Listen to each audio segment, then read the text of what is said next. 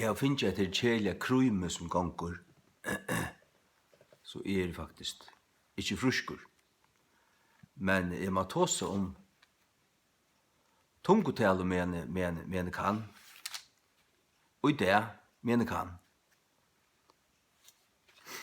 Ja, arbeid med det hvor er, og han sier hvordan støvan er. Hikk. Jeg lurer ofte etter baptisten. Jeg lurer etter alle møvelen ut av nettene. Jeg lurer etter reformeraven og tvåst reformeraven baptisten og R.C. Sproul og Paul Washer og Imson.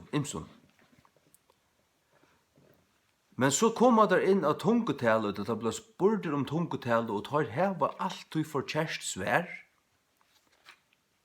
Og det er så harmelig til at alt er rett kjøtt om annars. Og det som der heva til felaks, hør meg nå, hør meg det som sier der. Det som der heva til felaks til at tar finnast et tog som tar høyra onkur sier okkur til tungon, og tar kalla det for gibberish.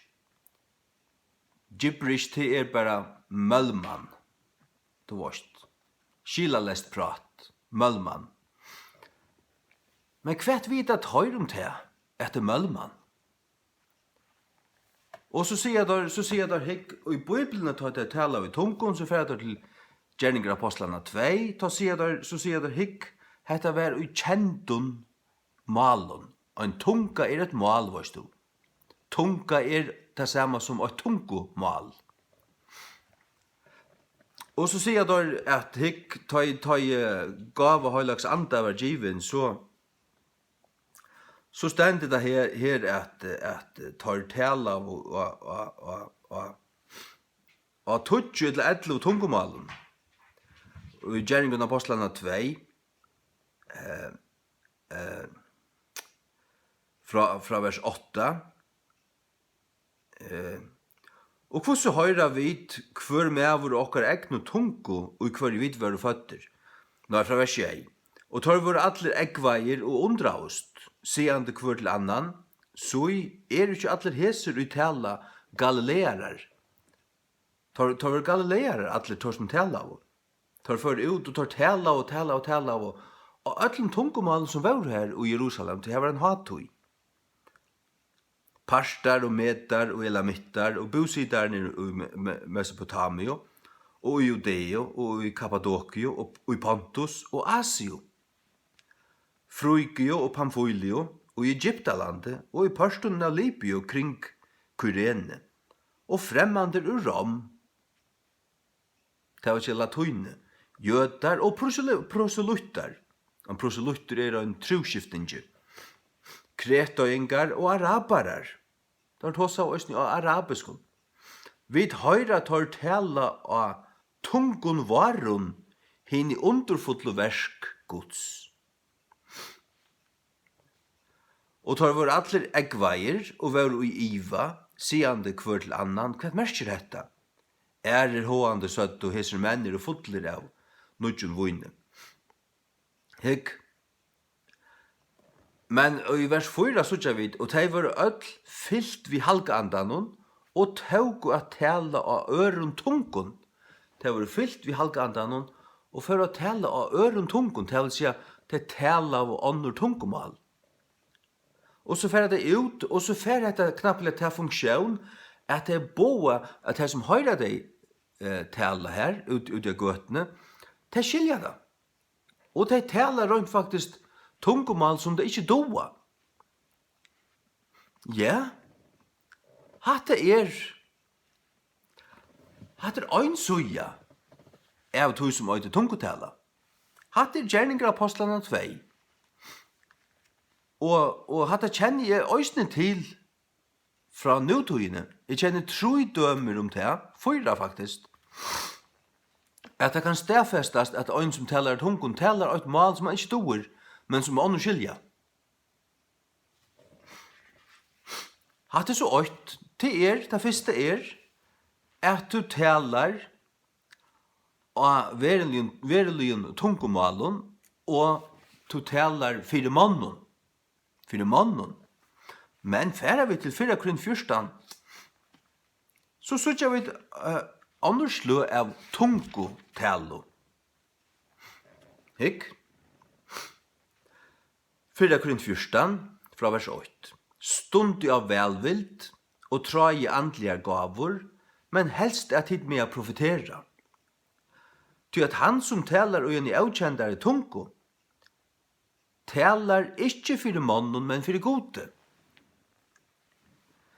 Det vil si at et annet slag av tungo talo privat.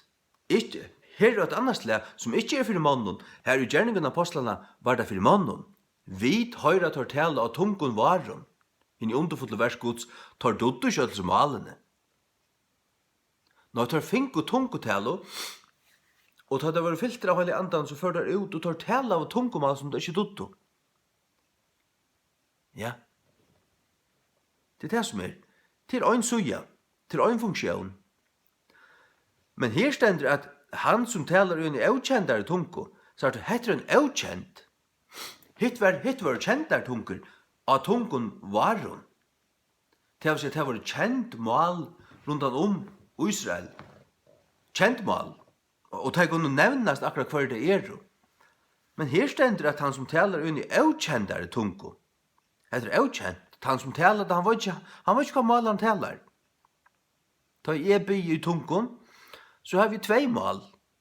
Det er alltid 8 fyrst, og da jeg har byr i lunch og kommer lengt inn uta, så gløy jeg over et annet mal.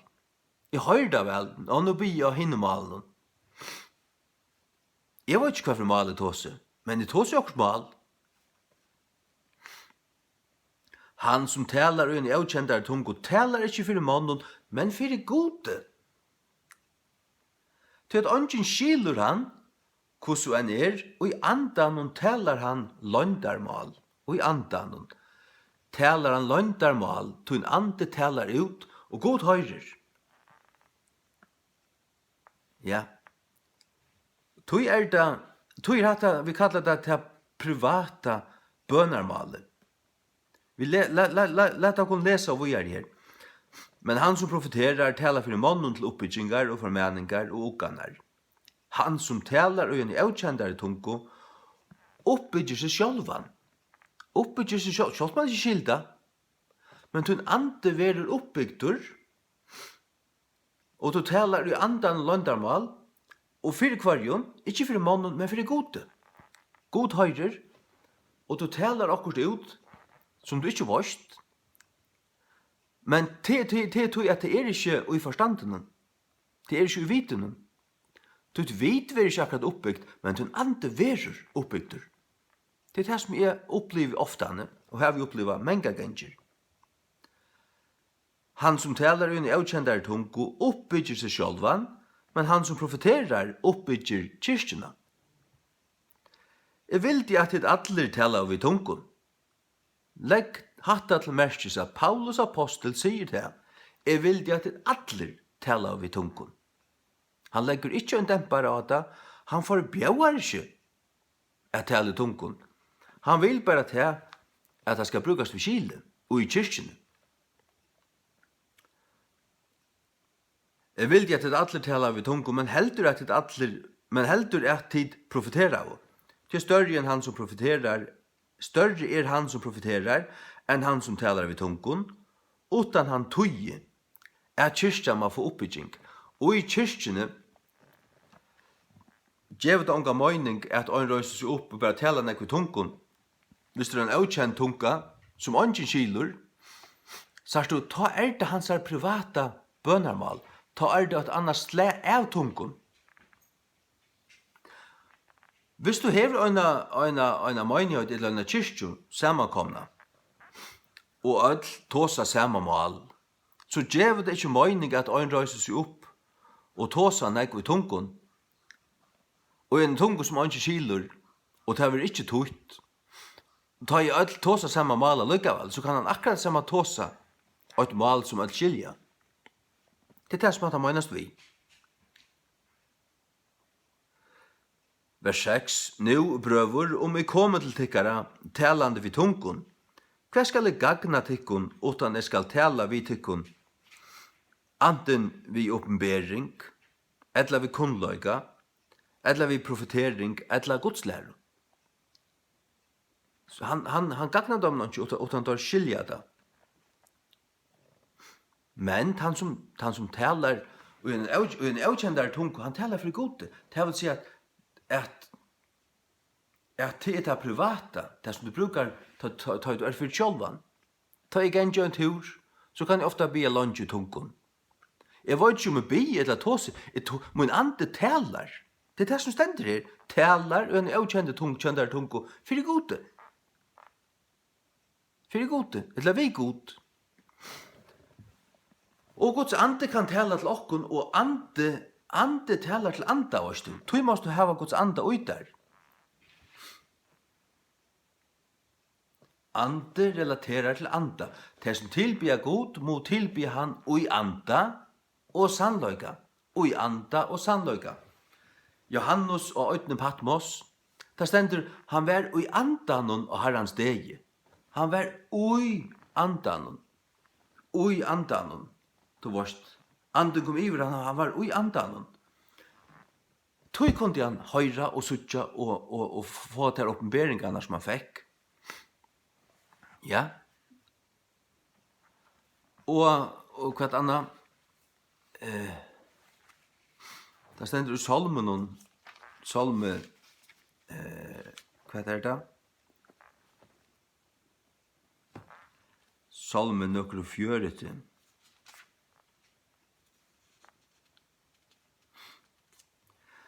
Salme 42, vers 6. Djup kallar av djup, vil jaue av tunnen vansbrennun. Allar tunnar aldur og tunnar bildjur gingnar iver med. Hva er vatten? Det er anden. Djup kallar av djup. Det er ande til anda. Ja, hatt er profeter som det. Ta vi til å drutje av Guds vattne. Jesus sier i Johannes 6, han som er tistur, han kommer til munn og drekje. Og han som tror av meg, ut av hans bøtje skulle renna streimar av livande vattne. Det livande vattne er høyla i anden, det er symbol stå på han, men det er faktisk, det merker han, da. Djup kallar av djup. Det er ta du bier vid andan og råpar av god vid tunnen anda. Ta det djup ut her, det vil si dyp ut tunnen hjärsta, som kallar av god høyre til. God høyre til. Fra sinne bøttene, som heva hans her anda. At høyde kalla, det er akkurat som du varst, bare for å bruke en mynd, altså, dolfinene, du varst, det sender signal, det flyr jøkken vatten, så høyre det, du varst, så det er, selv der djupt nere, det er bare signal, du varst.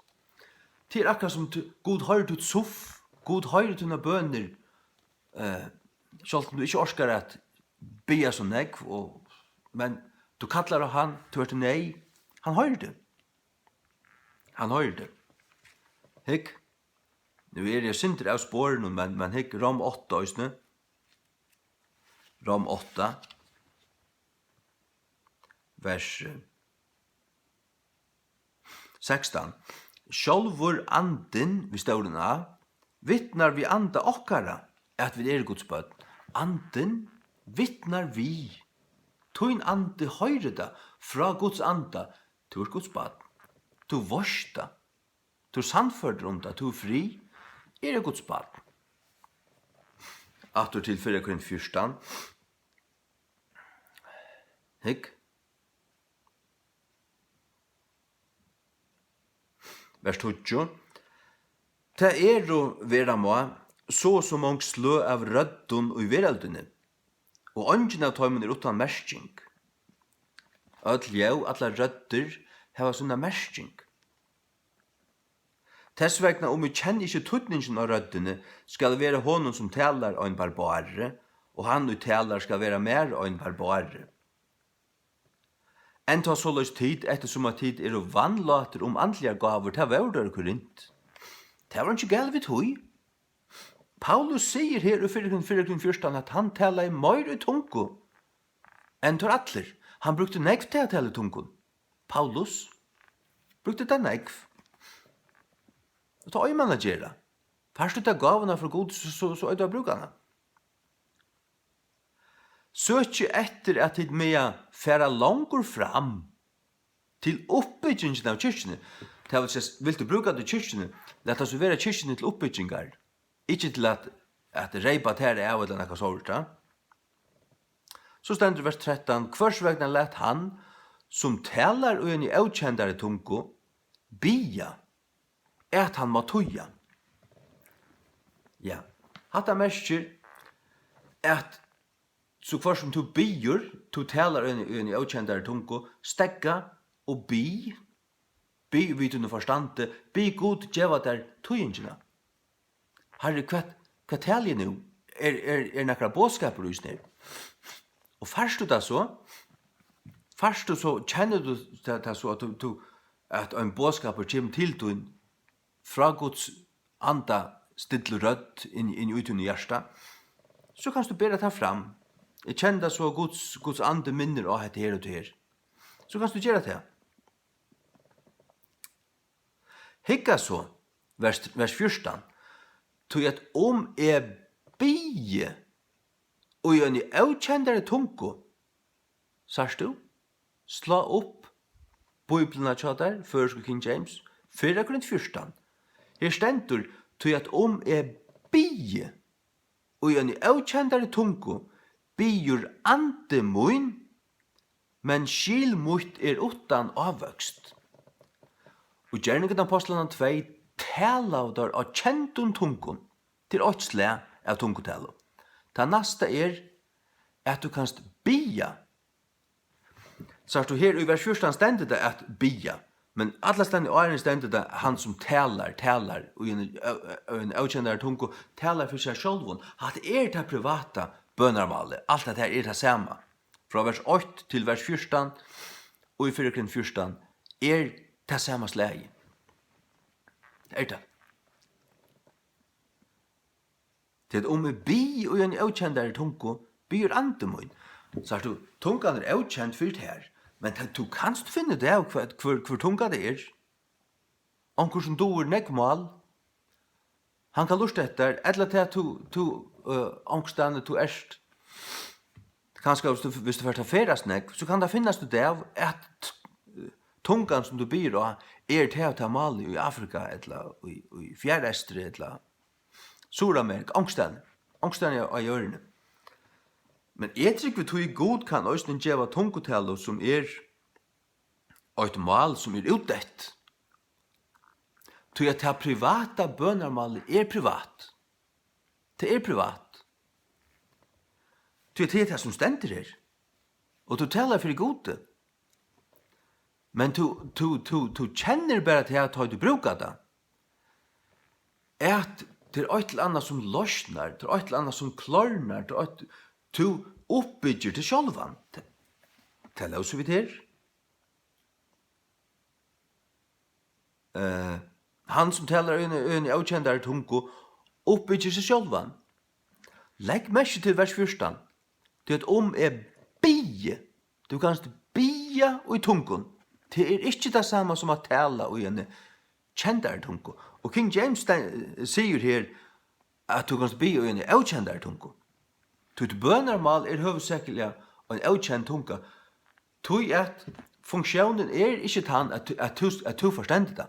Og det ikke mal som du har lært, og som du har uten forstande, slett ikke. Du byr vi andan til det som stender her. Tui at jeg byr og en avkjendare tungo, byr ande moin. Hikk etter oss nær. Hikk etter det. Det stender her. Ande moin. Anden ikke forstande. Du her stender her, men skilmut utan avvøkst. Hvis skile utan avvøkst, så skilt du ikke alltid. Men hvert byr, det ikke forstande. Det som byr anden. Og ja, hva som møgner ikke visner, ja, det løser vi der i Jan, la meg lese et øyne fra trett. Han som taler i avkjendare tungo, uppbygger seg sjálvan. Og det har vi brukt nekv av, særlig nekv til tøyer, minne til æra tøyer, affære tølje opp, og bygge vel og vilje, og bygge lunch i tunken, 20 minutter, halvan tøyme, bare i tunken.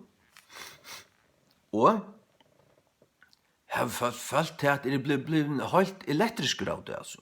Fullstendig, ja. Elektrisk. Fotler og kraft, ta i gjerret her. Så det hever en mening. Men hva er det for kraft? Anker ville sagt til bare at det er anker stoffer i høyland som utløser, til å bli stimulerer. Det er et vatl. Det er også bibelsk. Bibelen sier til at han som taler i avkjente tungen, oppbygger seg sjølvan, og at det er andre tog som bygger, til å si hvert vi er oppbyggt, det er ikke forstandet, til skile er åttan avvøkst. Åttan avvøkst merker at det er ikke gagn. Hvert fær så gagn? Anden. Det vil si at anden uidrar blir ladavur. Ladavur. Ja. Og det er akkurat det. Man kan vel føle til at tar man byrjar at som tar jeg innslø, at knapplega så er jeg utan kraft, jeg orsker ikke mer. Orsker ikke mer. Det er til at anden er som en batteri, anden er avlada, anden er mer, sagt du. Det stender her, byr anden moin, du hever en anda. Toin ande, sjálvur anden vittnar vi anda okkara. Sagt du, det er menneskenar ande, og det er Guds ande. Og det stender i 1. Johannes brev at Gud hever givi okkon av sunnen anda. Og vi er født av hans anda, vi er fyllt av hans anda.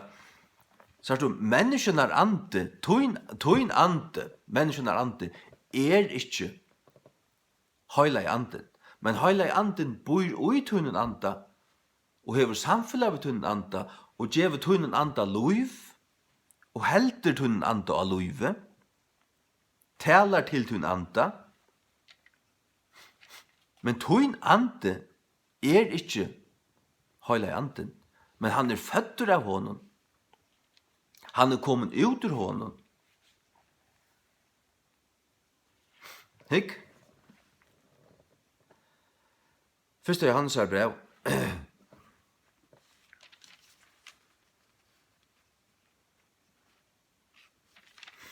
1. Johannes brev 3:24. Og han og heldur bøyene til honom, bøyr i honom, og han i honom.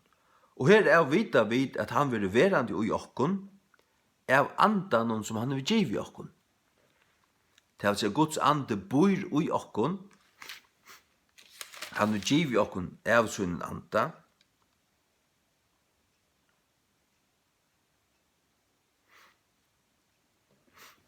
jeg minnes ikke hvert her stender nu, at han vil giv i okkon av sunnen anda.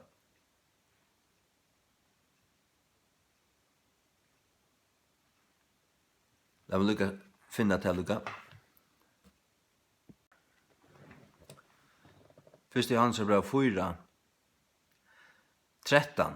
Her er vita vid at vi dvøljast i honom, og han i okkon, av tog at han vil giv i okkon av sunnen anda. Han vil giv i okkon av sunnen anda. Det vil si at et aufrelst menneske er andaliga dett, tess ande er sløknaver. Anden er som en eldur. Anden er som en flamma. Det vil si at du kan steka, her kan en eldur koma og kjent ujatur. Men her skal olja østen til. Olja er østen som bål på alle andana. Men her skal brenna. Det vil si at anden djever, altså han vil giv okken av sunnen anda. Men nek øyder mennesken er ande, og til er toin ande. Paulus sier det her, at ta han byr en avkjendare tungo, så byr ande moin. Til at jeg byr en avkjendare tungo, byr ande moin. Ande moin. Här stingen här Guds ande och okkar ande till ofta kvörst anna och men man kan huxa om att här man kan alltså jag runt att förklara det här som du nu. Men du kan inte hitja mer in i det här. Hick. Så ständer det i vers 15, 4 Korinthierbrev 14:15. Kvært det ta? Jeg vil bia vi andanon. Sars du? Her stendur bia vi andanon. Hvordan er det her? Ja, til en avkjendar tungo. Og leser du fra vers 8 i 4 Korinthierbrev 14, så det tale en avkjendar tungo. Du vet, han skiler ikke hva han sier, men god skiler. Det er ikke for mannen. Det har ikke hatt det privat. Og så sars du sånn at hatt det bønarmal. Hatt det kan bæg, altså han tåsar om det som at tala, men så tåsar han også om det som at bia, men han tåsar også om det som at sinja. Så at neka øyder sinja og i andan. Det opplevde jeg for rettelig lunge. Kort etter. Og i bilen så sang jeg i andan og en halvan tøyma. Ja. Jeg vil bia vi andanon, og jeg vil bia vi skilenon. Øysene. Kvørsutt, skilenon og andanon. Jeg vil sinja vi andanon, og jeg vil sinja vi skilenon øysene. Det er her kommer en annen funksjon. Første funksjonen at tale og en kjentare tungo. Vi sitter her i Gjerningen av Apostlene 2, 11 tunger til å tale av, og de skilte det som de søtte, men de skilte det ikke selv. Men så det private. Det private at du taler for gode, ikke for mannen. Ikke for mannen, det et annet slag, men det stadigvæk tungotala. Stadigvæk tungotala, ikke? Og så det til at man kan synge i andan. Jeg vil synge vi skilen, men jeg vil synge vi andan nøysene. Ja. Vers 16. Annars tar du skal valsigna vi andan. Valsigna. Jeg synge i andan til å valsigna, til å prysa. Og valsigna god. Annars du skal valsigna vi andan, det vil si synge i andan og valsigna og i andan, vi andan. Hvordan skal han som opptekker plåset kjøtt i eularda sia amen, vi takkar vøydan tøyna? Det vil si at tungotala også en takkar vøydan, til valsigna, til slukka funksjon, valsigna. Sier amen, vi takkar vøydan tøyna, vi til at han skiler ikke hva du sier. Til at du vust vøyderst tøtjer vel, men hin vil ikke oppbygdur, det vil si i kyrkjene. Men jeg vil til bønarmøter, sier du, hette ikke bønarmøter, jeg vil til bønarmøter her som bæra tryggvande folk var samlet til at bia om imes ting, og bia for hver øren, oppbygge hver annan, omslutta hver annan, og anker hever okkur særlig bønaren, sett i stålen her, så omslutta vi kommande, og bia fyrir her, og så kan det godt være at fløyre bare bia i tungun, eller vi ødel bia i tungun enn gav løtto, men ikke vant tryggvande vær, at det var bønarmøte for tryggvande folk. Det er ikke galt ut. Det er ærvise. Det er ærvise.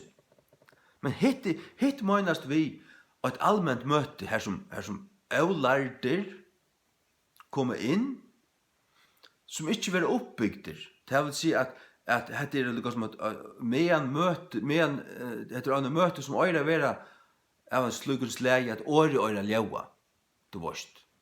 Men tar jeg åpenbart haft det sånn at det var litt skila, alt kappast om at hele tungun til et møte som skulle øydes for å være et evangelisk møte, til et oppbyggingarmøte, og så kommer avlard og kanskje avfrelst inn, sette seg her, lust av, og det hele det var svøk. Så du, ta det gale. Hatt essensen ut som Paulus vil komme inn til i for Korintmannen. Men som jeg sier, samlast 12-15 frelst folk til at bønarmøte heima til omkron, og vi kunne litt hender opp, hvis vi alle har tungetale, og alle kunne bygge tungen i halvan tøyma, til ikke galt i tøy. Ikke. Etter å bygge for hver øren og i tungen. Hvor er det? Hvor er det? Jeg bruker ofte til, ta i bygge for sjukon, at jeg bygge bæge ved kilen, men så sier vi at nå får jeg bygge for det i tungen, og så bygge for dem i tungen. Og i nærkere minutter. Så det veit til at ta bygge løgndarmal for Gud, ta bygge andemoin, og andemoin veit mer enn jeg veit. Til han hever direkta samfella vi Guds anda. Og 4 grunn 2 tåser om at her at ånden veit hva og mannen bor utan andemans, som bor i noen. Som løs veit ånden hva bor i god utan Guds ande.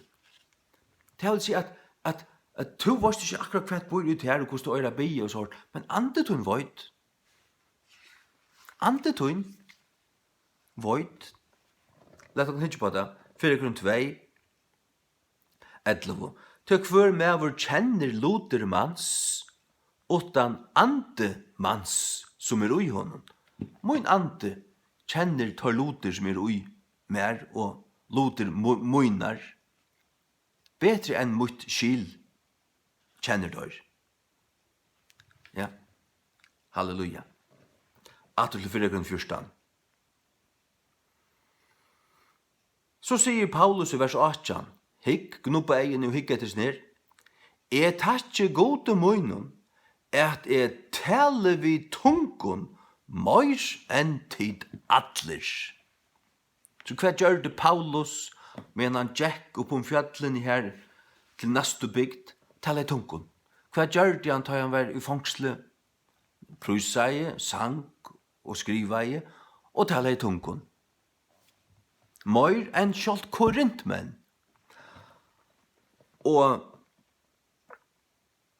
han sier her, i 4:1 vers 8, stund av velvild og traie andlige gaver. Og så har man disse baptistene og tar i møte andlige gaver. Tar vilja blek og teppi man i det og køva det. Ta sløtje, eller ta du var skrive typestøyna vimersking til vi ikke hva det snakker om.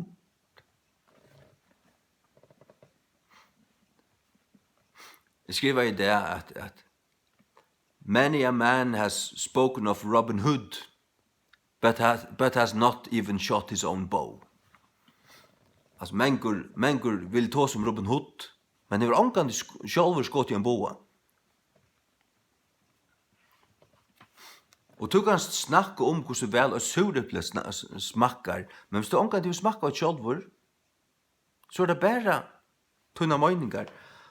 Og hvis jeg falt ikke taler ikke det som skrivast hendur, så er det alt som jeg har sagt der, har vi vurst, her stender hatta, her stender hatta, her stender hatta, her stender hatta.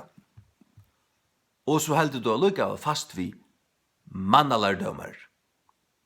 Tid fariserer, tid baptister i førjon, som vreka og kolddøma andans nøygaver og halda fast vi tikkara egnu lærum. Tid starblindir i frisnir. Men så tjante, og i nekvun ørum, men av hesen økjunu, det starblindir. Så jeg lette ångan takka til fra meg. Og til sånn at var du i King James Bibelarbeidon, så har vi folk at gjøre, og det alle baptister her i Amerika, og så skal man skriva vidt om, og onkel kommer vidja med her nu, Sonur Charles, at skal komme kanskje sommar, han sier han samlar pengar for han skal komme, og det folk komlig avnoktere av sånn her. Men jeg kan ha samfunnet vidt deg, du varst, av øren nautun, kan man sige. Men snackar vi om det her, så sier mina mening. Det gjør de jo for Charles i 2013. Han gapa i bare. Han visste ikke hver en bøyne skulle standa. Jeg bare ikke for nøkron. Man skal ikke legge seg flætan for nøkron. Man skal ikke djeva sannløygan eller sånne egne sannføringar opp for næka menneska og gjør. Det skal være tvører. Jeg tar ikke god om øynene at jeg taler vi tungun mer enn tid atler. Tau og i kyrkjene. Det vil si, og i øynene og en allmenn møte, eller at det her som det en bland av haupur, du vet, det stendet flere for her, og en aulardur. Det vil si, det en aulardur? Nekkar tykker av middelen som kan være støytur av det, og en nøy omvendur som man kan til hørst etter for at alla prøys i tungun og ber for kunøren tungun, så kan han få skeia av det. Så er det misbrukt. Men sørst du til at nå er vi der og i samme båt og at her, altså, jeg har ikke nekk til husmøter, Øysne midt i 90-tallet, medan jeg gikk i heimamisjonen, så gikk jeg til husmøter. Her som kanskje nekk var åndstøypt, tala vi tungun, og det gjør de Øysne. Og her var det sånn at anker hei et år, og så ble det prysa, og så sunker vi, og så ble det bygge for hinnen og hæsson, og bygge for særlig om bønarevnen og at her. Og det ble jaunan bygge i tunken. Men det var ikke misbrukt. Altså, og det måner og det må jeg komme inn til. Det måner og vi sa her i vers 14, at om vi bier og igjen i avkjendare tungo, bier andemån. Så det en funksjon av tungotallet til å bia og i tungon. Bia og igjen i avkjendare tungo til å bia i tungon. Du kan tale i en kjendare tungo til ta den fyrsta definisjonen som vi sa. Så kan du synge i en avkjendare tungo. Og så ta fjæra Ta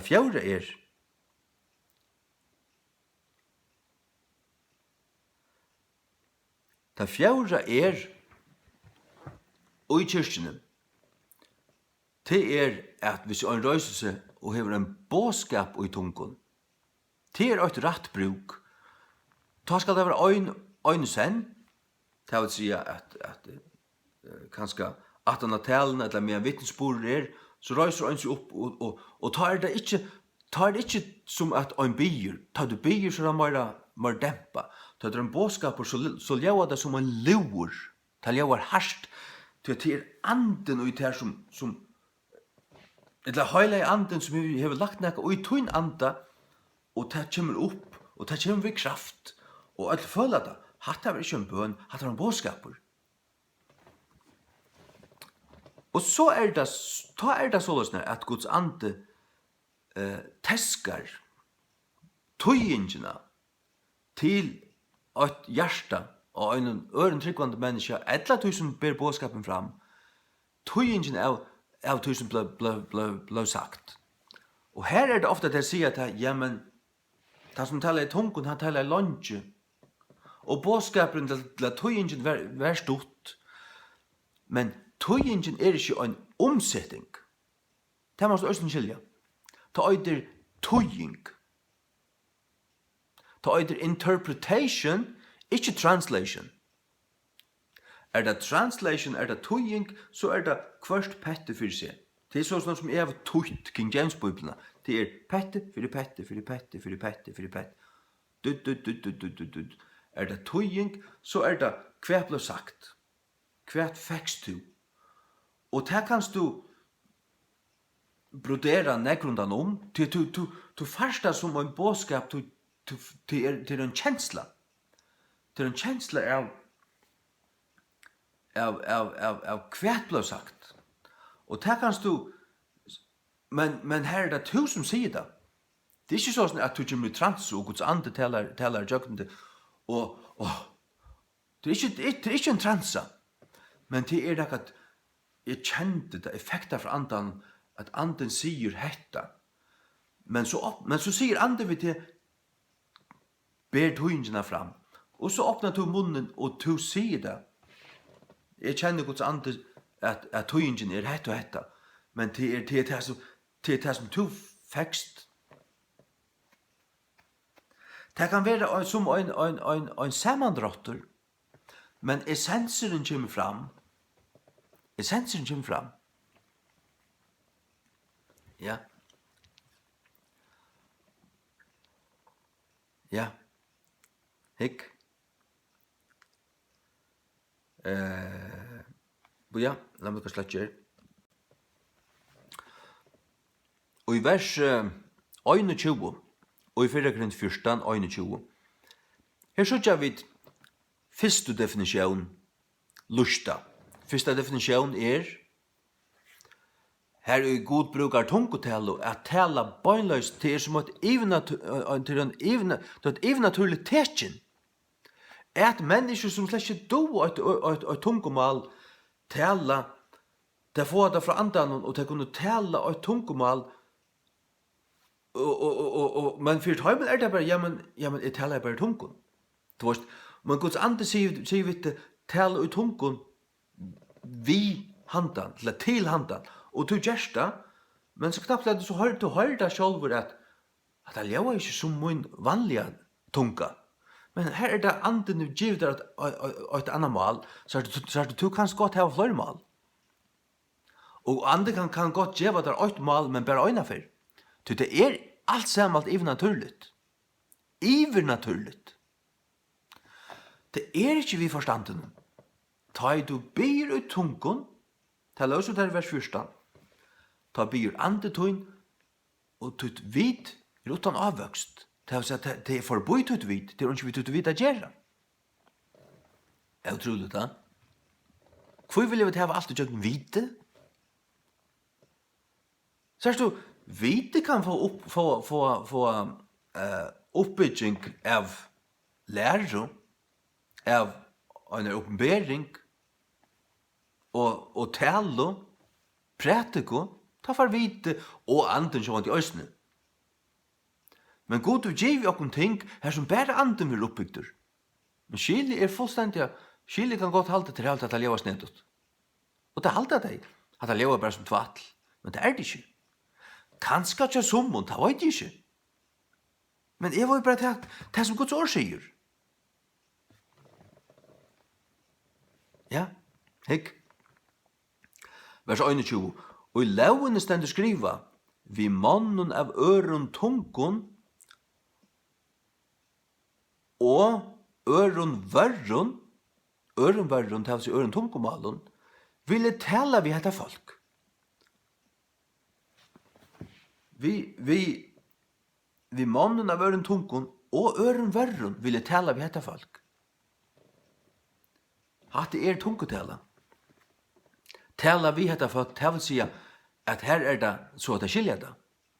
Som vi sa her i Gjerningen av Apostlene 2. Tau for i alt detta vil jeg ta ikke høyra med, sier Herren. Og hatt det så gjør vi østene i Jesaja 28.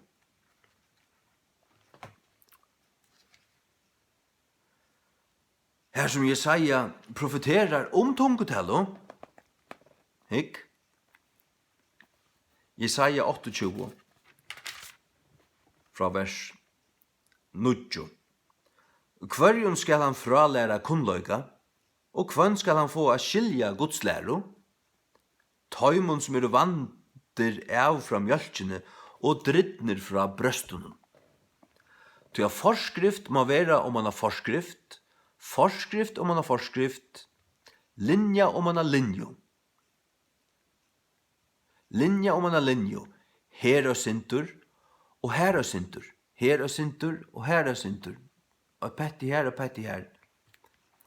Tui at vi stemmande vørrun og ein ærare tungo, Bøyd merke i hatt det her. Ikke bøyd at i tungene, men bøyd merke i hatt det her.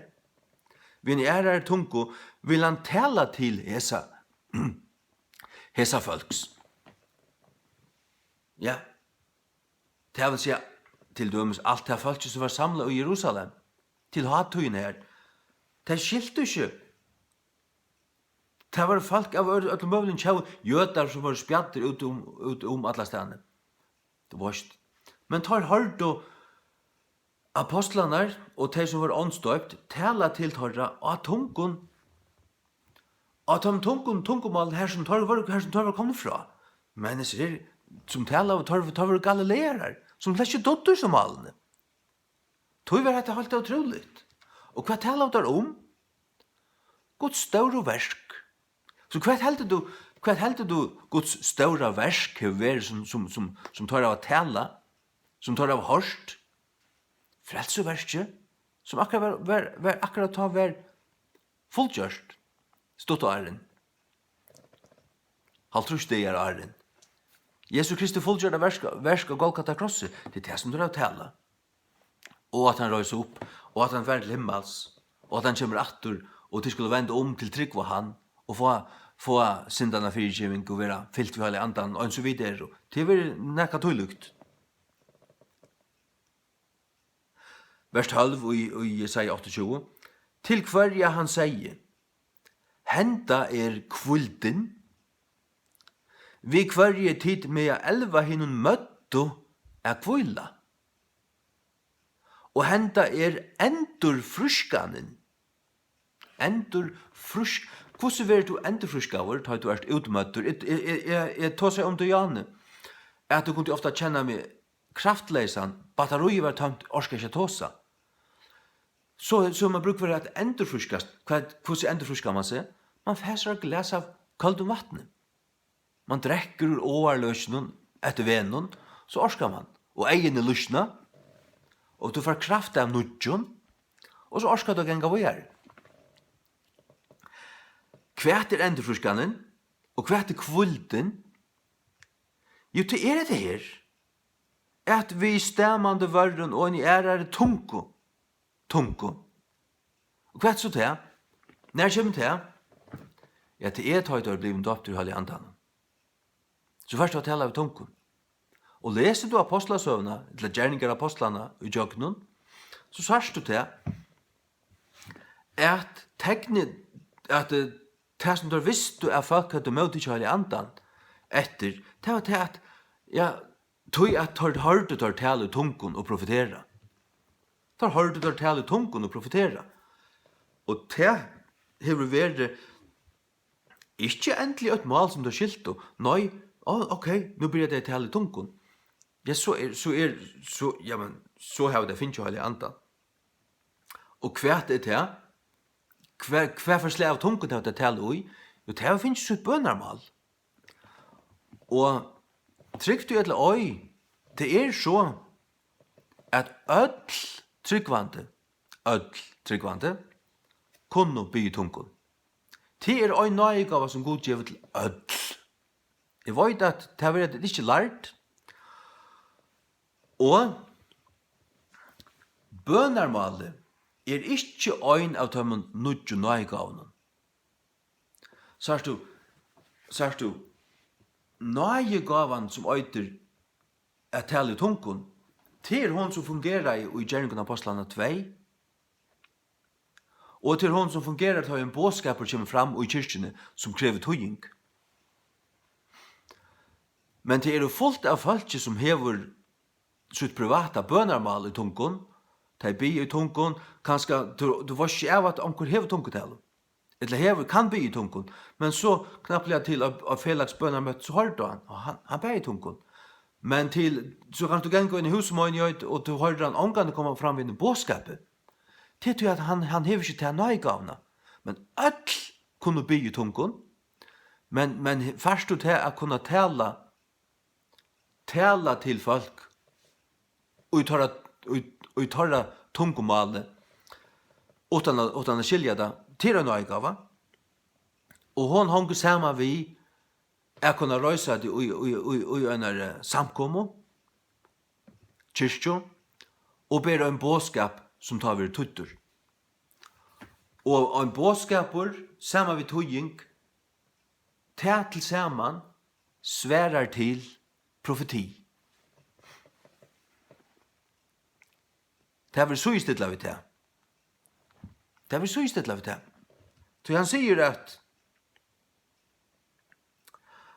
at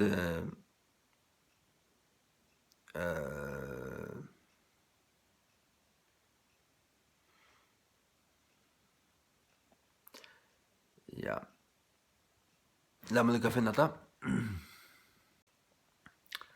Ja, det var så tullja, jeg helt det var 17. Til langt i vers 5 og i 4:14. Jeg vildi at hit atler tala av i tungon, men heldur at hit profetera av. Profetering å være inspirera av Guds skriva i året. Det så litt år, du inspirera av, og ta vettler opp ur tøy. Men det kan også være standa av tøy, men fra inspirasjon av Guds anda, basera av Guds skriva i år, og utan at strøye mot nøkron, så kanst du bliva kvikkavur av Guds anda, og få lukka som en åpenbering ur åren, som ikke kommer fra tunne skile, du ikke spekulerer det fram til det, men du farsta i andan, du er sikker ut ned, og du kan se det fram som en profeti. Etter at du farsta en åpenbering, og Guds ande tala til din lunge, og du sier, jeg finner nekka fra andan, og så profeterer du. Men så er du profeter. Men og i skriftene det sånn at tala, inspirera ut fra Guds åre til øysne profetering. Det vil si at en som tala Guds år, åndsbåre, fullt av Guds anda, og det kan luknast, eller lujtjast læro, det kan lujtjast pratiko, men det er mer profetiskt. Så det profetering. Men her sier han i vers 5, jeg vildi at det atler tala vi tungon, men heldur at det profetera. Det vil si, her samanber han tungotal vi profetering. Men så sier han, til større han som profeterar, enn han som talar vi tungon, utan han tøyer. Det vil si, profetering og tungotala og i kyrkjene. Profetering større. Kvui, hvis du bare talar vi en tungo, og det ikke vil tøyt, så skilur han ikke det. Men hvert litter så tungotala og i kyrkjene opp av samme støy som profetering. Hvis du kan tøya det. Utan han tøye, kyrkja må få oppbygging. Det vil si at du har profetering her, og tungotala hon nianfyr det, men kommer en tunga fram i kyrkjene, eller i en husmannhøyd, og hon blir tøyt, så lyttes det opp av samme støy som profetering. Tøy det oppbygger, og det givet av Guds anda. Altså, nå tås vi om tøy direkte. Vi tås ikke om. Vi tar ikke hatt for tøy det hype. Du vet hva det tøy det kjøtt. Og alt tøy skulle alle roder dømast av Guds åre. Men det så ikke av løsning her, at det skal, øyn skal tale ut sen, og hinner skulle døme om det som vil profetera. Og tog øysene det som vil tale tungon og tutt. Du kommer opp av samme støy. Tøyingen av en tungo og profetår. Tøyingen av en tungo og i kyrkjene og profetår. Tøy det så sier Herren. Og kan Herren sige nekka? Det kan han. Han kan sige nekka. Men det ikke så at vi skriver nyer alt det som Herren sier, vi får gå med det i en bok her, du kan skrive det nyer. Jeg har ikke skrivet ting nyer, i dagbok som god å tala til mun, som jeg har drømt, horskots rødt, dato, og skal, men, og som fra lujer, så kommer det bare i ljøs at somt av du var ekta. Somt av du visste seg, det var omgått nok ujasen her. Jeg helt det var også utøy, det var ikke utøy. Men Anna bara, jeg kan godt lese det 20 år 17 og si at hatta var virkelig av Guds anda. Sars du, hese tingene ikke skurgai. Tog at Guds ande arbeider i jøkken og kjøtt, videre, ta ut og taler, så det 1000 taler. Ta sars du også i Gjerningen av Apostlene 2, at tar tog å tale, så som anden gav tøymon kvett. Anden gav tøymon frambord, eller hva jeg skriver her. Ja?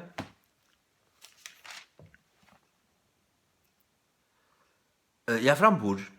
Og tei var öll fyllt vi halga andanon, og tog at tala vi øren tungon, så som anden gav tøym frambord, and began to speak with other tongues, as the Spirit gave them utterance. Utterance til kommer fra out. Utterance til at tala ut. Anden gav tøymon, de følte den i seg, men de tala ut. Det var ikke Guds ande som tala i, og de lukka som var ivetidjen. Ta det etter andar teka folk. Vi er ikke ivetidjen, vi er ikke hertidjen. Vi gjev okkur frivilja under Guds anda, og ta vi til bøgt, og høyre han, så kunne vi få han ekka, men så sier han vi til, vil du bære det fram? Og så det 1000 bærer det fram, men henne som høyre det, de tar det andre sier, ja, at de sier amen. De sier annakvart amen i andanon, eller ikke. Hvis de sier amen og i andanon til ødlun, og ikke støyte seg av eller Guds år, det ganger hånd i handskap i alt Guds år. Det ganger til streamlina, fløyer sammen, ja, det og du kan si, ja, hatt samsværa vi hatta, hatt akkurat som hatt her, ja, hatt samsværa vi det som Paulus sier her og her, men kommer okkur fram som pura, og skvatt, jeg har ikke frifriast nær, det så øyt. Men det ikke nok bare at, det ikke nok å si, jeg har ikke frifriast nær, det ikke nok. Du må kunne si kvui. Og så må det være tøy at, ja, men tøy at hatt er bibelst. Hatt er ikke dårst. Men så må det være skil ut som du sier. Det må være skil ut som du sier. Hva sier nå?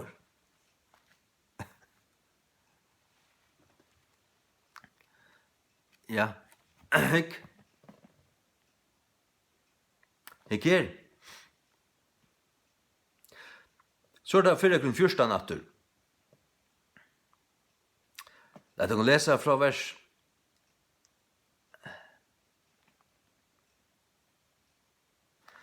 22, ikke her.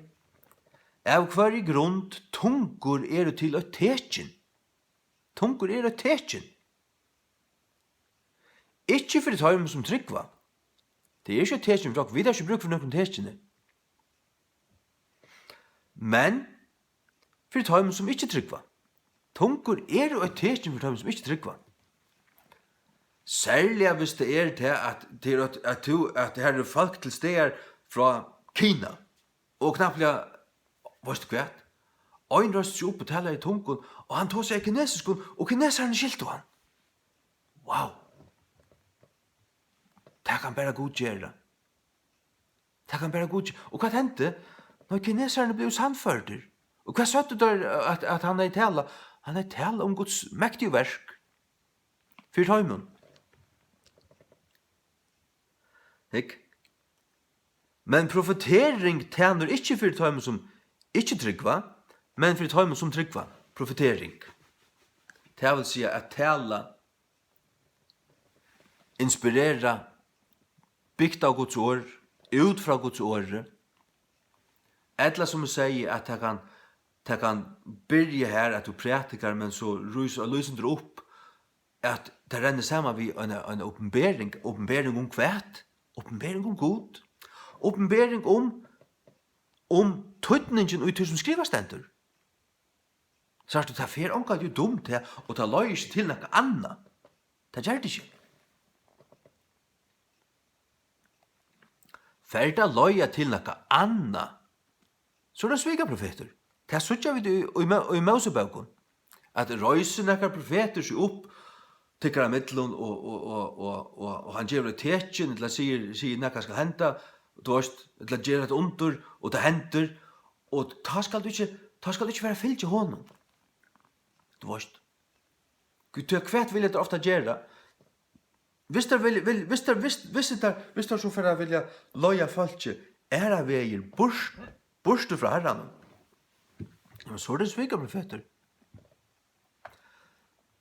Men er det en som taler inn i Guds året, gonger at han ved, alt som han sier innenfor skriftene, og han pågår at han ved, men så er det en sanne profeter.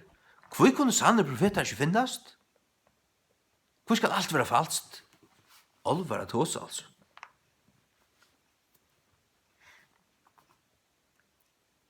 Som man sier i enskun, you throw out the baby with the bathwater, with the bathwater. Til blekka badni ut vi beikarsvattnen. Du skal taka badni ur, ta du haft det bæ, og så kan det vattni ut. Du skal ikke hiva badni ut, vi til skittna vattnen. Det kan også vi sier førskun, altså at eta fisken og spudda bøynen ut. Du blekker ikke fisken ut vid bøynen. Hekk? Ja. Tog all kyrkjan veri kommet saman inn i 8 plass, og atler tale vid tunkun. Atler tale vid tunkun. Og til komme inn tøyr som avlærder, til å si avvitande i Guds åre, eller vantrykvande, hvis det kommer noen vantrykvande inn og tekker møte, vil jeg ta ikke si at det avir? Jo, det vil jeg ta si.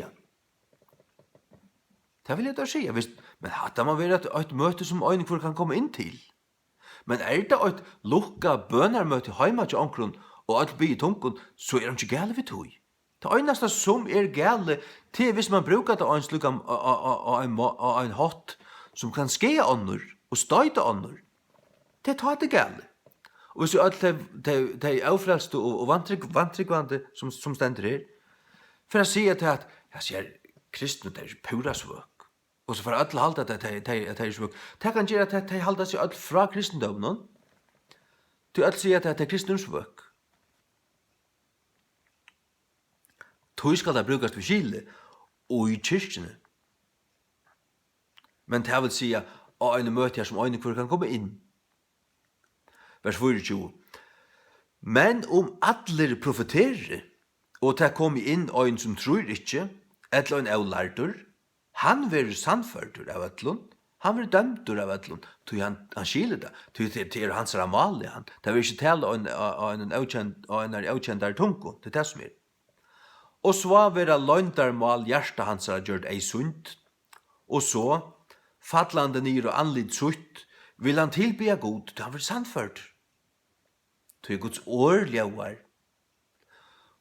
ta kan Guds andi arbeid inn i hans sal, og kalla han, jamen til at evangeliet vil boa av en mal som han skilur, til det som Vil han tilbya god, og boa fra at god uittikkun av sånn, så får han utater.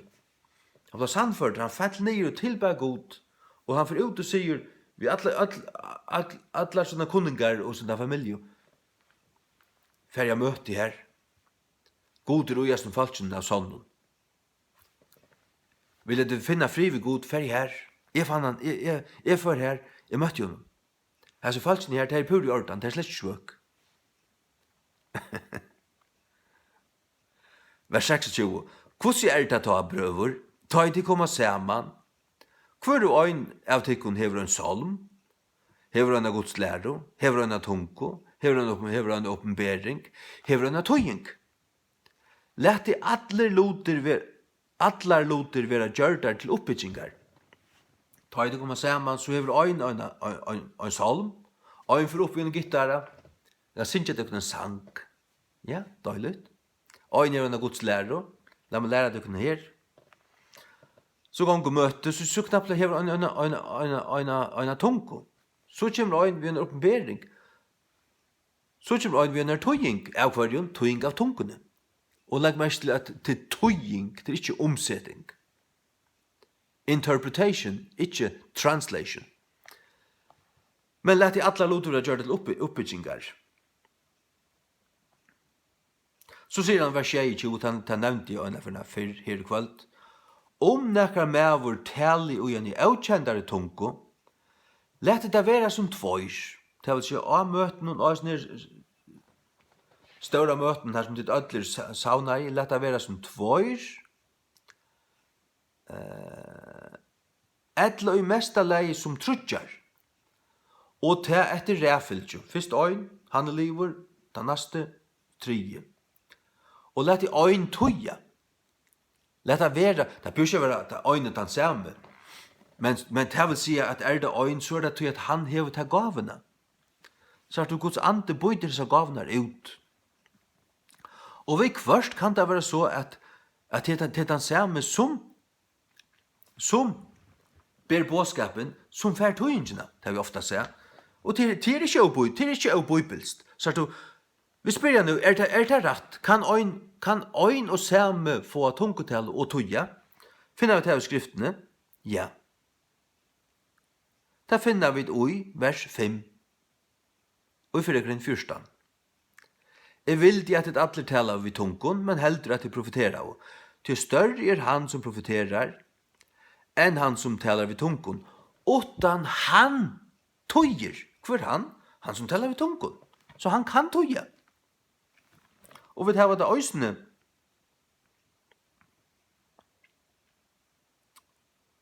Vi tar det øysene. Har lykket 12 mer, men jeg finner det her. Ja, i vers 13. Hversvegna lett han som talar og en i avkjendare tunko bia. Bia. Så du, til ikke bia i tunkon, men nei, til ta gjerra longo. Han bia i tunkon, men lett han stekka.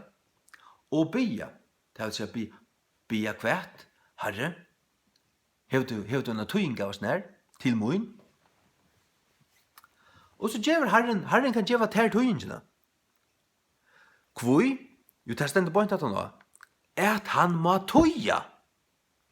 Og hatta kan henda bæg for det privat. Jeg har opplevd det. Jeg har opplevd det steg i knuipo.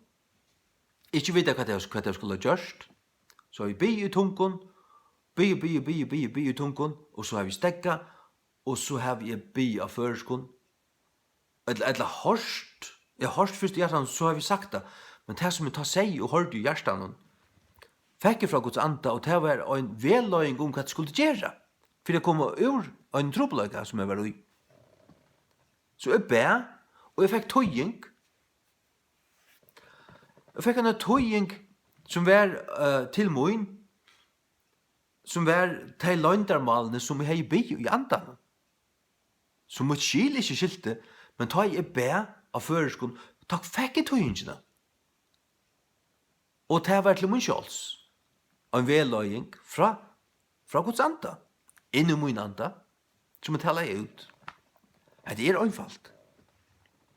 Det er fullstendig bøybelst, og det er ikke dott og borster. Ikke dott og borster. Hva sier det? Ja, men det har vi her, bønt her, 4:13. Ikk? 4:13, fra vers 8 til dømes. Velvild svuikur aldri, men hverst av være seg profetier, de skulle svuitja, hverst av være tunkur, de skulle halde pæt. Øyna fyr. Hverst av være seg kunnløyge, han skal kvarva bort. kunnløgje. Tid som fullständiga vräka allt som hever Guds anda gavur a gera. Tid som jeg har metravus av baukon og så fulle kunnløyga. Tid som sier til at nøygavnar dottnar borstur. Det stender i samme avsnittet som de brukar til å si at nøygavnar dottnar borstur. Her stender øysten til at kunnløyge skal kvarva borst. Og igjen, tykkara kunnløyge harven borst? Nei. Det det øyneste som vekser kjattekon. Det det øyneste som vekser kjattekon. Det tykkara kunnløyge.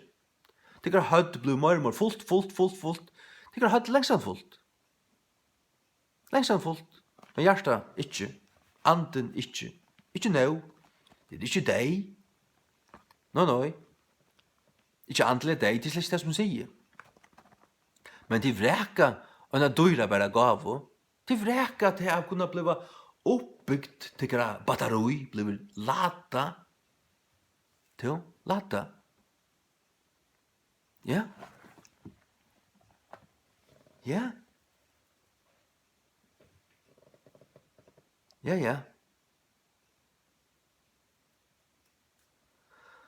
Og innafyrna, det var midt i 50-en, I tala I negv. Så opplevde jeg det, jeg ble fornøyd brukter, fornøyd bien, og så ble jeg simpelthen så trøytter at jeg orska ikke å si nei, jeg var bare heima I 2 viker, og så kom en bror av vidja meg. Og så bau vi.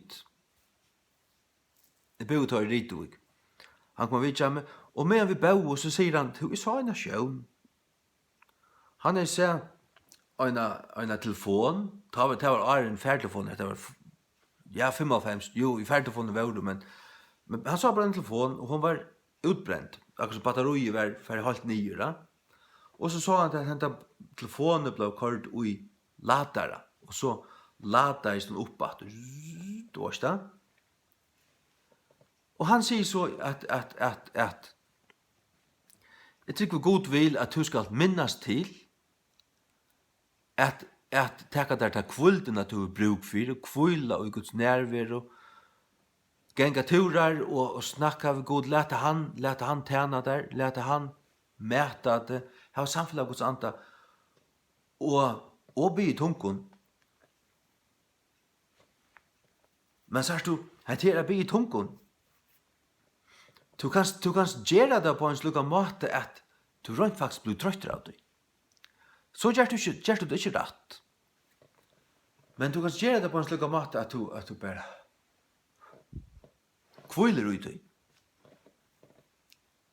Og du kan gjøre det innan tanna, eller teskande, slett ikke trøytter. Du blir lunge I tunkun, slett ikke trøytter. Og så føler du at du som blir stersker nå, du varst. Hver kommer til fra? Du varst, det han som talar inn I avkjendare tungo, oppbygger seg sjálvan. Men han ser skiler utan avvøkst. Det som Guds ord sier.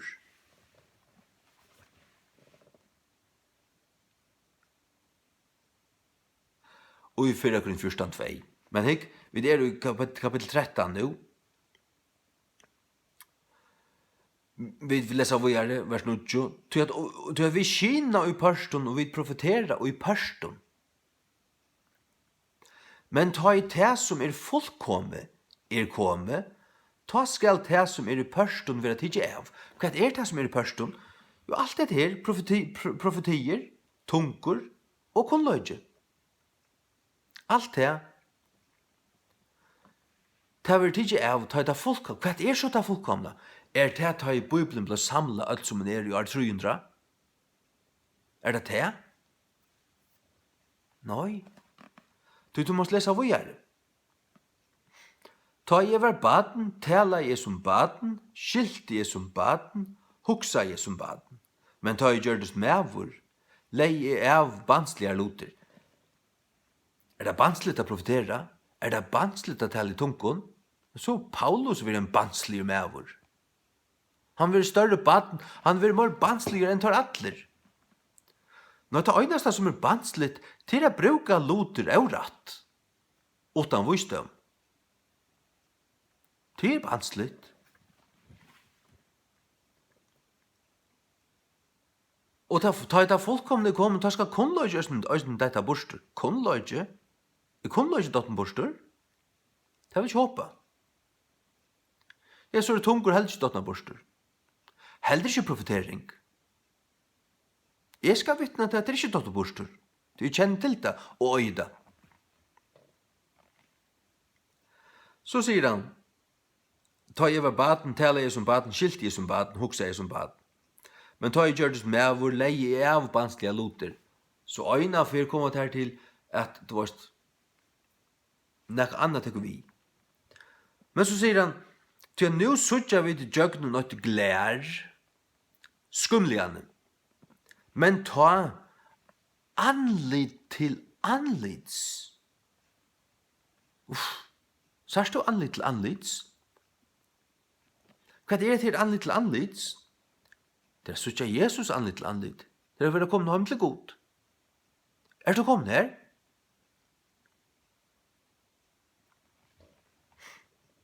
Så sier han, nu kjenner jeg parstvis, men ta skal jeg kjenne enn ta, som òsne er kjentur.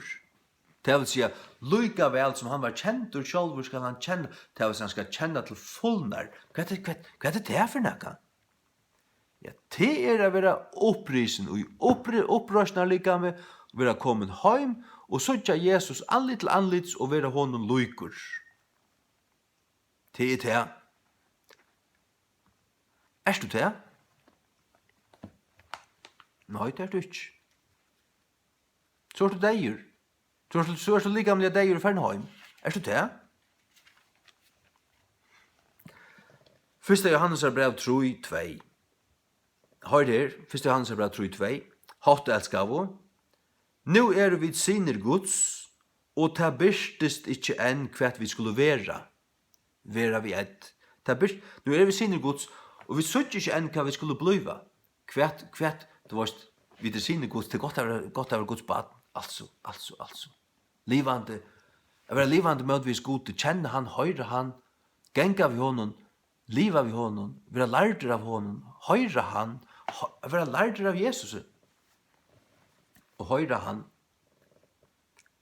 Så sier han, men vi vita, at ta i han skal byrstast, skulle vi være honom lujtjer. Tog vi skulle søtja han som han er, vi gjør noron, anlit til anlits. Søtja han som han er. Søtja. Til østene skilja, oppfæta, varnast, fæta, skilja. Ta i dørste honom luikur, til å si og opprøsnar likame, durdar likame, plev det kalla det. Det er det som 4 Korint 13 talar om. Ta fettler kunnløyge borster, det vil si kunnløyge som er hesum i en evnløygan. Ta fettler kunnløyge borster, og tog i øysene profetering, og tog i øysene tungur, og tog i øysene tøying. Hvordan kan du så si at tungur og profetering og nøygavnar er dottnar borster? Det kan du bare si hvis du er en fals lærare. Og det skal du kallast av mer, og motstandast, og du sier ikke et år oppi møyna grån, og i møtgjesen tingene her. Ikke et år. Jeg bøyde høyde av der, og spøyde de ut, og hivet de ut igjen. Jeg vet hva det tås om. Jeg vet de har sannløykan. Men til sånne folk som tvoi halda om sånne lærer, og så er det ikke gang bibelsk. Ja, men Spurgeon sier, Schofield, og ditten og datten, kør til av pavan til, og lærde bibelna galle. Ja, men er baptist? Skamma det av.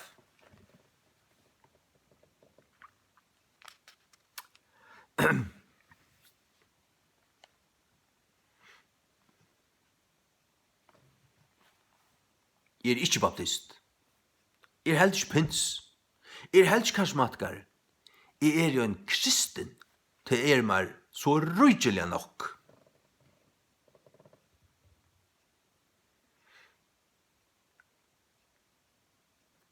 Så sier han vers 28. Men om ta veri ongen tøyare, let han binda fri i kyrkjene. Det vil sige, og i en allmennare samkom, og en allmenn møte, en vanlig møte. Vart kvart? Og en røyser opp og blabrar og forstøyrar møte. Han stender her og talar tungun. Men du vet, hadde ikke en bådskap, hadde bare hans bønarmal. Han gjør ikke opp av snær. Og ongen vil oppbyggt, og ongen tøyte, hva skal du? Tivia snær. Ta det rett å si tivia snær. Du tar ikke rett. Ta det ikke inspirera og født og drive av Guds anda. Ta det egentlig kjøtt. Vi kommande kan godt ha å finne tungetale, men han vil gjøre seg opp. Ja, så kan du lese en dempare av det. Så du skal ha skile på oss tingene. Og til tess måst du grau på i Guds år og skilje seg tingene rett. Skilje det rett.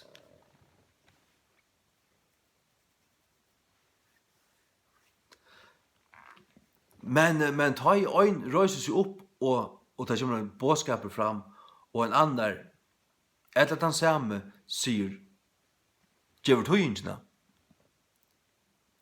og det er satt og av Guds anda ta vera det er oppbyggt som du her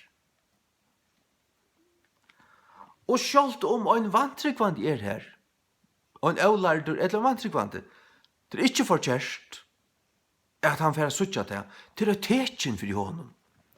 Tøy at tungan kom, og tøyingen, og han hørte det.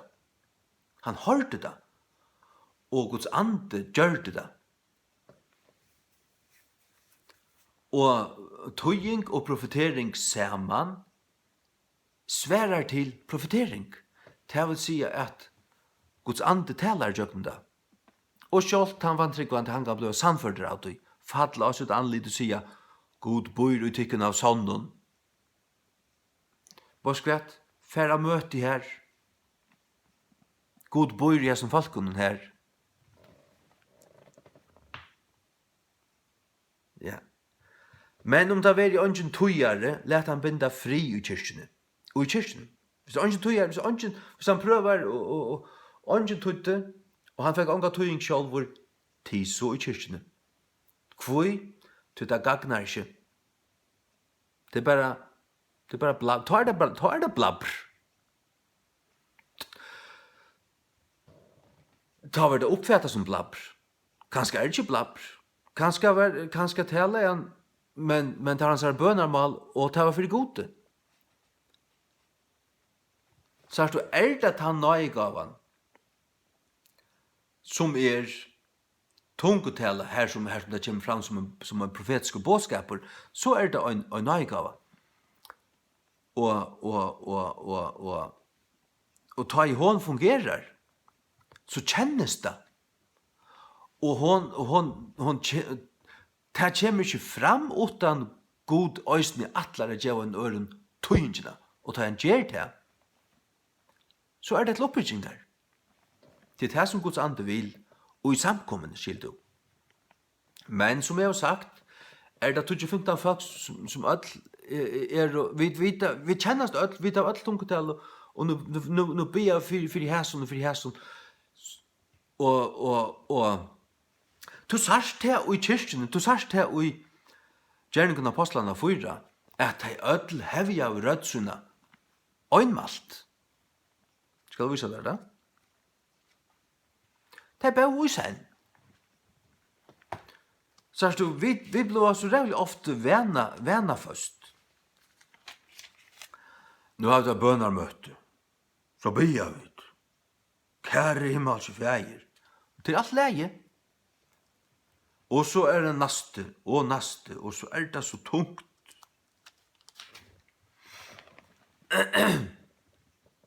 Men,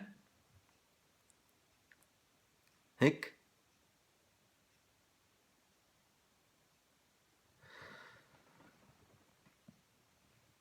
Ja,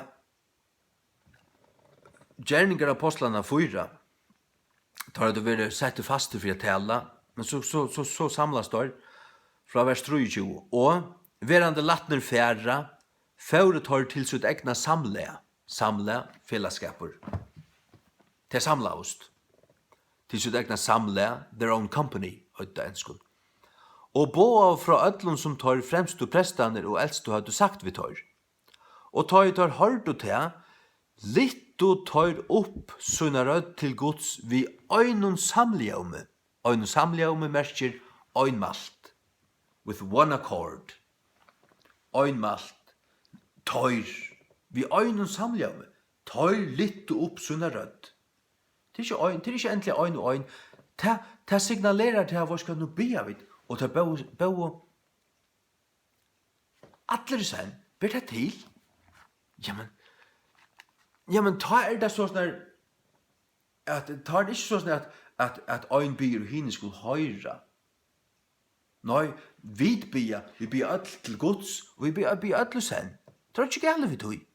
Det er bare en annan former av bøn.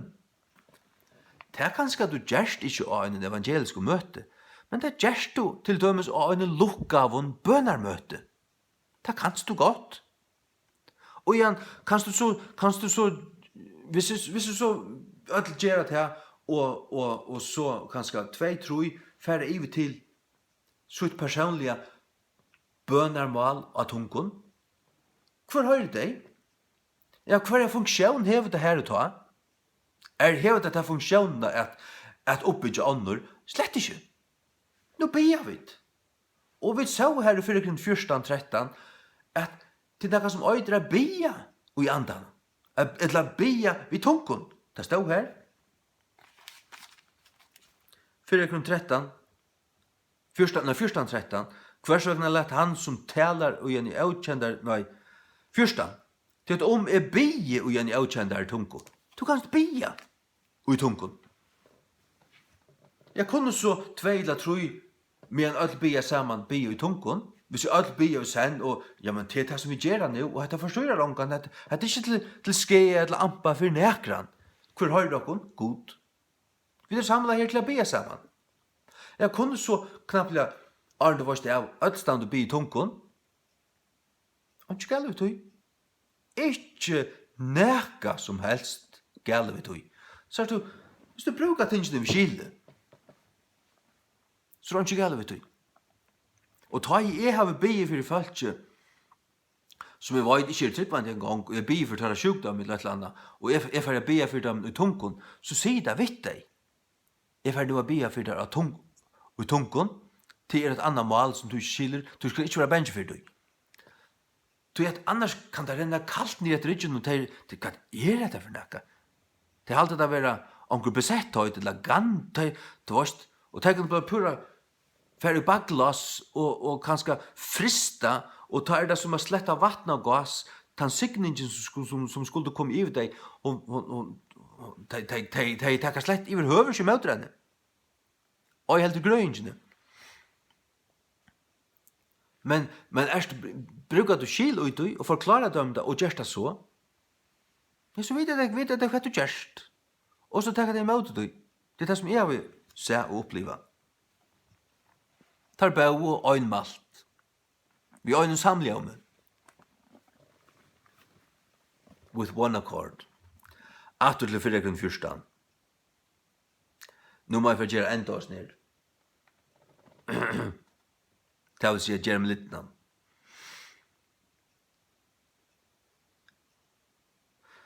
Men om det var i ånden tøyere, let han binda fri i kyrkene, og let han tala for seg sjálvun. For seg sjálvun. Og for gode. Det vil si, for seg sjálvun, det vil si privat. Men gjør han det privat, han gjør ikke for seg, han talar ikke bare ved seg sjálvan, når han gjør det, så er det for gode. Tog stendet oss her, og for gode. Tog det stendet jo her i vers 2, at han som talar i en avkjendare tungo, talar ikke for mannen, men for gode. Det vil si at det er privata. For jeg tenker sammen om, Gjerningar Apostlene 2, første kvitsuno, her første slege, av tungotal og til vi en kjentare tungo i for folk som høyra det tala og tungon av sunn male og til skilja det. Nummer 2, bønarmale.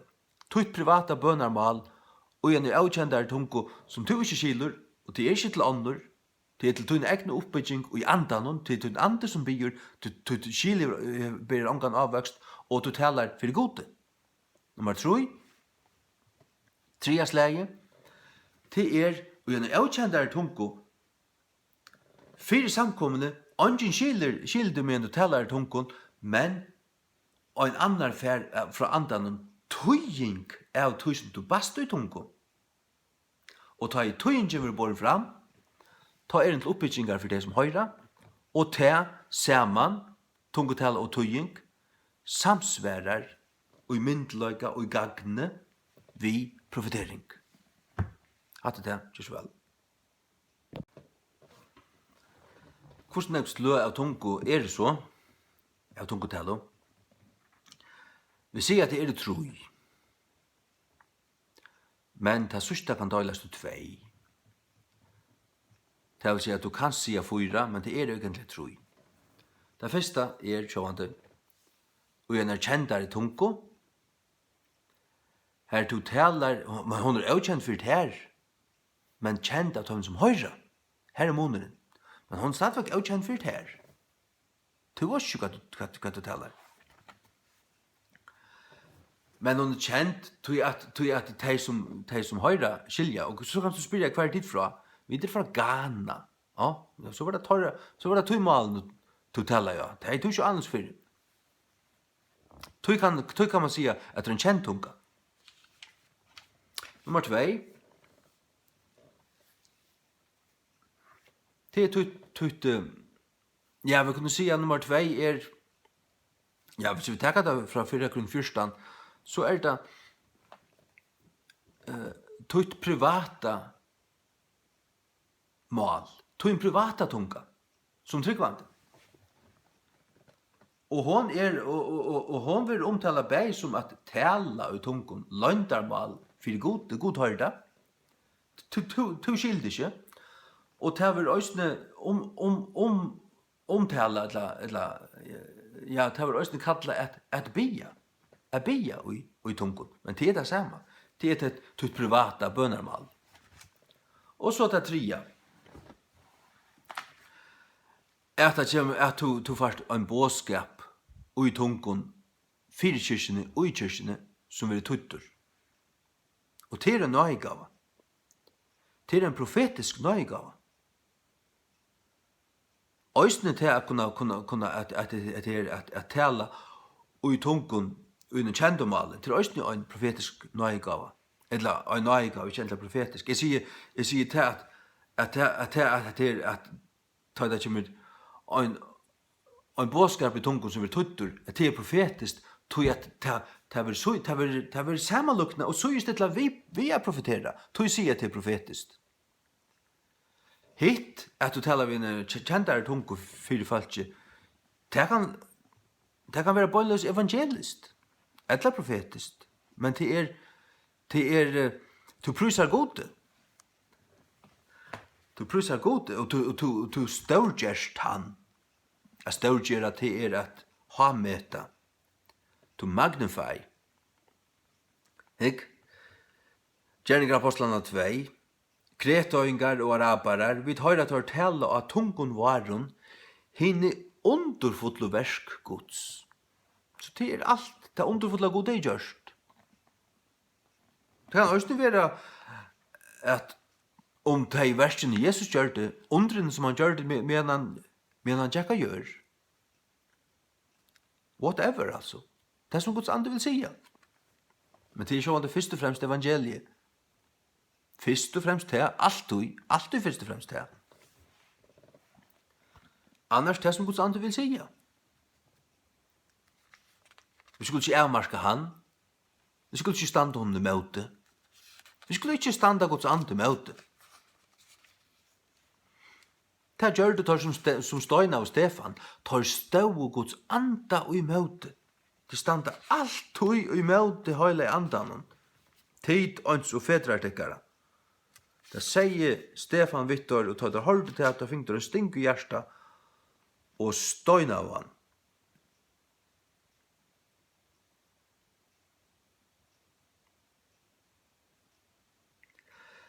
Gjerningar apostlene skjei øynaltrus, tykkara hersvur av og omskorn og hjärsta og øyron.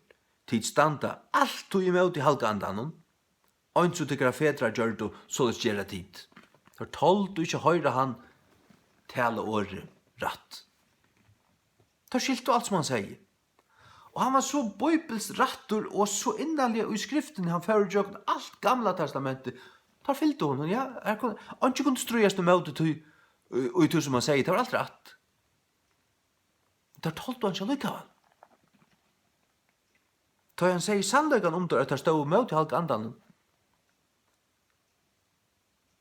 Hverjen av profeten har ikke tykkara fedrar sagt det, og tar av vi tar som fyrer fram sundu om komins rattvisa, av hverjen tid av å være nu svujjarner og mirarner.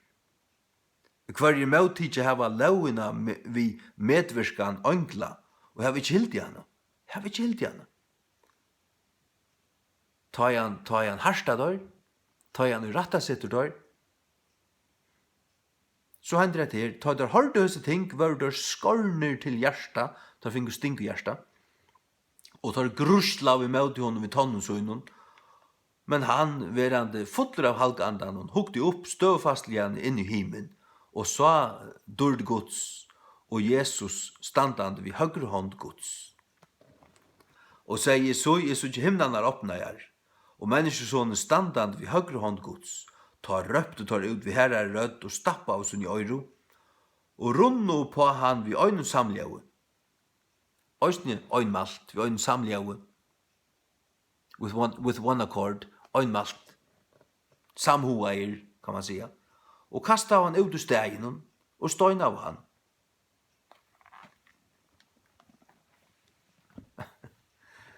Det er så avmyndelig nok bedre at bare, altså, trykk på Guds år.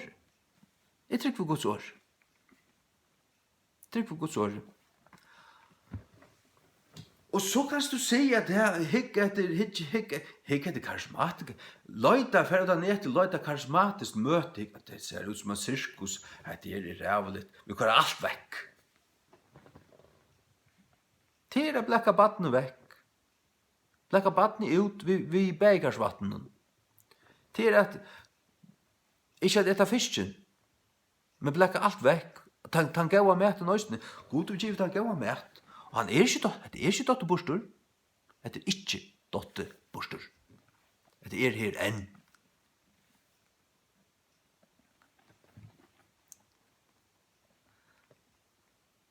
Pappa fortalte meg at i Hetland, vi var i Hetland fra 1-5 fors, og han var løyer av en norsk kjømmasømme. Vi bor her i 4,5 år. Så var han bjauar til sånne bønarmøter og i omkring kyrkjo. De samla oss fra forskjellige menigheter og bau sammen. Så, og han tog ikke engst, han ber bare føreskon. Og som vid føringar bia, så sier han, gå i Herre Jesus. Gå i Herre Jesus. Det var atter, og så ber han føreskon. Gå i Herre Jesus. Og så tar jeg møte i livet, så kommer en ung, 16-16 år gammel jenta til hans herre. Smøygen her og spyr, what does go i Herre Jesus mean? It means, dear Lord Jesus. Hon blev så forundrande. Hon säger till henne, nej, så vill hon bara døyla, hon måtte si henne nekka, så sier hon, nei, jeg er kanskje en omvendt, frelst, jeg er baptist, jeg ble døpt og alt det til. Og da jeg for å be inn i kammeren, så fikk jeg tungotello. Og da jeg begynte å be i tungotello, så sier jeg alltid hese i årene, gå i Herre Jesus. Og så ber han andre ting. Som hun ikke myntest, men da begynte jeg alltid vi, gå i Herre Jesus. Og nå får hun vite til at det førest, og at hun har signa Jesus, altså gåe, dear Lord Jesus. At det kan det bare et hjärsta sia som elskar Jesus og som øyer han, og som kommer rett til hans herre. Og hon er tåsa vi sånn pastor, og han er sagt, hatt er fra djevelen, hatt er utdett. De som får at her nu, de er under djevelsens averskan, at det skal du bare tronja borster, at det dør ut. Og hon er rundt å gjøre det, og det kunne jo ikke. Altså, hun kunne, men hun ble kjett av det. Men nu har jeg funnet det av det. Det kunne ikke være fra djevelen. Gå i Herre Jesus, merker, Dear Lord Jesus. Altså, hun er jo i øren åren valsigna Jesus. Kom nu til 4:12. Så her stod, en ande. Ta hon er ved bygge og i andan. År som hon ikke skilt. Anden er ved givet henne føreska tungutalo. Hva er det? Det er det som anden gav henne. Det er først det som anden gav der. Og her finner hun det av tog at det kunne ikke være fra Satan. Til hun er jo valgsigna Jesus. Hun er tala vel om Jesus. Og hva sier Bibelen om det? Ja, det sier Bibelen just om nøygavner, men i 4:12 altså. Ja,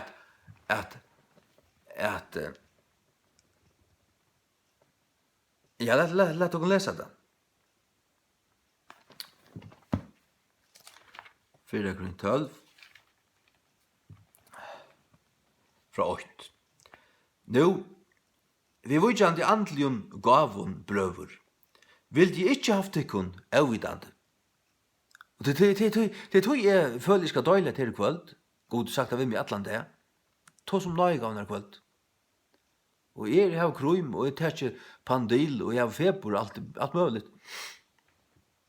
Men jeg måtte gjøre det allikevel. Allikevel.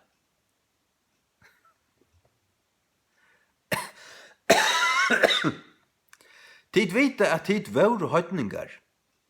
Våre. Barner borster, det vil si drittner borster. Barner borster er til måleis og skurgoden. Ta det var høytningar, ta tilbøyder drittner et måleis og skurgoden. Enn ta som du var løyter, sånn som du var løyter. Hvers vegna er djevet tykkene skilja. Det er det som gjør nå, djevet tykkene skilja. At ønsken mevor talande vi anda Guds kallar Jesus bannajan.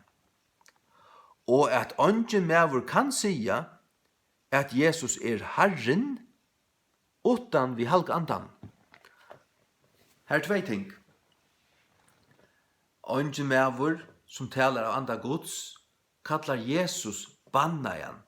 Det vil sia at talar du av anda Guds så kallar du Jesus signajan. Hatt det bara sånne logikker. Ande Guds talar vel om Jesus. Han hameter han. Han prysar honom. Jesus i fokus. Ikke to. Ikke Guds ande sjálfur. Ikke anna. Han løyer til Jesus. Det sier Jesus i Johannes 14:16 at da han er kommet så skal han teka av mer og kunnskjera til han skal durmeta mer. Ja, det er det som anden gjør. Ongen mever som talar av anda Guds kallar Jesus bannajan. Er det onker som talar av en anda, men han bannar Jesus så varst. Hattar ikke Guds ande. Men hvordan så tar det til øveta? Han signar Jesus. Og enta utan å vita det. Utan å vita. Han den jenta visste ikke hva hun sier, men nå fann hun og det hva han har sagt. Og han signar Jesus. Ja, du skal ikke vita nek, du skal ikke ha gynnt av skola, eller nei, hvis du først skola, så vil du bare, du først baklås.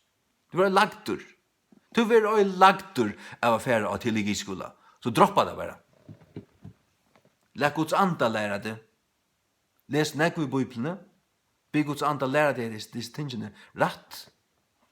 Færa Bibelskola ikke holde i andan. Det er vi evig.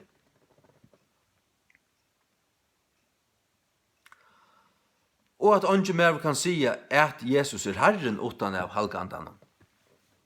Det vil si at den ytterante, den spakona, så sier hun ikke at Jesus Herren. Nei, de sier, han er sagt, en ytterante talande i den spakona, han er banna Jesus. Her sørst du det. Han sier, jeg vil ikke ha det avvidande om disse ting. Og så begynner han at undervisa. Og hvor kunne vi ikke lære det som han sier? Hvor vil jeg ikke lære det som Paulus lærer om antlige gavner? Og i 4.12 og 4.14. Og så holder det fast vi mannalærdommer stein 4.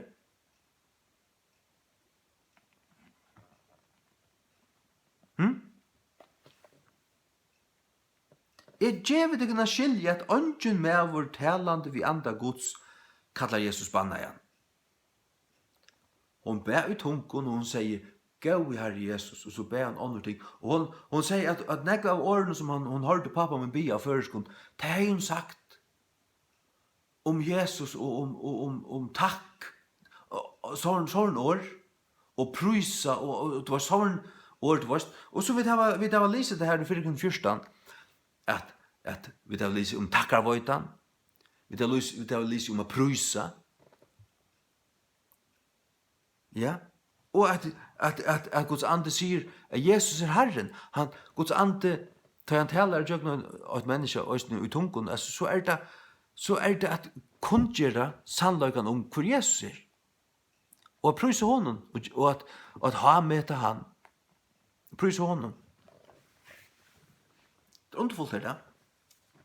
Døyligt. Amen. Herre, jeg beder for tøven som har lyst til hesten inntil henne, at du lete hese sannløkene komme inn djupt inn i tørre hjørstu. Jeg ber om at jeg østen i frie må sette seg og lese til jøkken atter, og i bøn, og ærligere etterkanning, som det gjør det i berøa, at jeg var viser at jeg var mer jeg minns hvordan det stender mer, ja, hva er ordet det ordet stender her? These were more noble than they in Thessalonica. Ja, more sam, høyrsammer. Tog jeg tar for heim dagliga og kanna og skriftene om seg lot var så, at de må gjøre til Herre Jesus. Kanna skriftene, de som ikke har finnet åpenbering om seg tingene utfra til Norge, kan dette. Vi søtja, hva verlig stender i årene, og ikke lurt etter sånne her blind og lærere som lærer deg lærdommer som tar vårene lærder av mannen som er nok disse ting, og han støyn deg i en seminarie. Men at han må komme av seminarie kjøtt her, og søtja hva det verlig han stender. Og standa av tog, øyna okka løyna, salva deg, Herre, fyll deg vi din frie, og tog retta kunnløyganen, og be om at jeg må grupe om han vid sin hjärsta, og de som ikke øyet her, at jeg må fære be til om det, og at jeg vet det, ta deg be, så vil du gjøre dem. Du vil gjøre dem. Amen. Jeg hører. Oit, frelst menneske hever høyla i andan. Ta i du tek vi trygg. Ta i du høyrer gledebåskapen. Og tek vi trygg. Ta vi du innsiklar vi høyla i andan.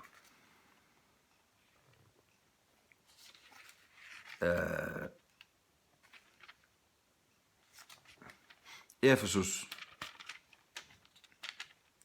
8 13 av kvantid østen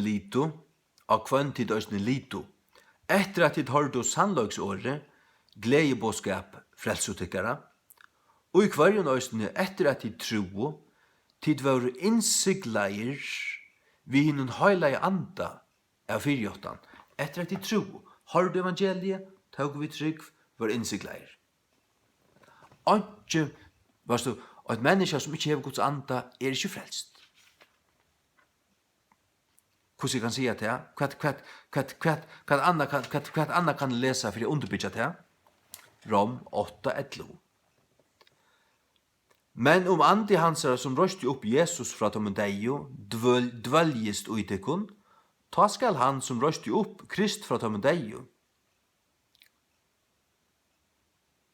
Nei, det var nutt omskylda. Rom 8:9. Men tid er ikke i kjøten, men i andan. Så verre at Guds ande dvøljest uitekun. Nu, nekar mever hevi ikkje anda Krists, han er ikkje øyne av hansara. Det vil si, hever du ikkje anda Krists, han bor slett ut der, så er det ikke øyne av hansara. Og vers 16, det har vi lyst for i kvöld. Sjálvur anden vittnar vi anda okkara, at vi er Guds bøtt. Ta er han givet her av sin anda, og han talar til tunn anda, du er Guds bøtt, og du varst ut tunn anda. Men, sørst du, det er nekka som øyter at jeg finner Guds anda, men å veksa. Faktisk kan du veksa i salving, og å være filter av andanen, åndsdøpter, vi kallar det ofta å være åndsdøpter, kallar det hva du vil. Men det er at du pressar deg inn og ber Jesus gjeva deg møyr. Og det er ikke til at du først en annan anda. Nei. Det er til at du først møyr at du samme. Og det er ikke så at nekka kommer inn som strøyer med det og tråkar hit vekk. Du lærer kan brøydast om onker ting, men så varst du det, men så vil du rett opp på, så som hun vil rattere. Du varst, egentlig varst du avvitande. Nu varst du, det er så løs, og så er det nekka som kommer på plass, og så blir du filtermøyr. Filtermøyr? Ja. Filtermøyr. Det hendte jo i Gjerningen av Apostlene 2 at det var filter. Det var filter og tala av. Så kom forfylking, og i Gjerningen av Apostlene 4 samlaustor og bau, og det var filter attur. Attur for erfer. Og ta stendet det stor nøye var i utdømmen. Det finnes nøye i Apostlene Gjerningen av Apostlene 2, så kom forfylking, og så blir det filter attur, stavren skalv, og det blir filter attur. Og tala av Guds ord vi dirvi, og stor nøye var i pjatan. Skal finna det? Til kapitel 4, 2-3 alltid.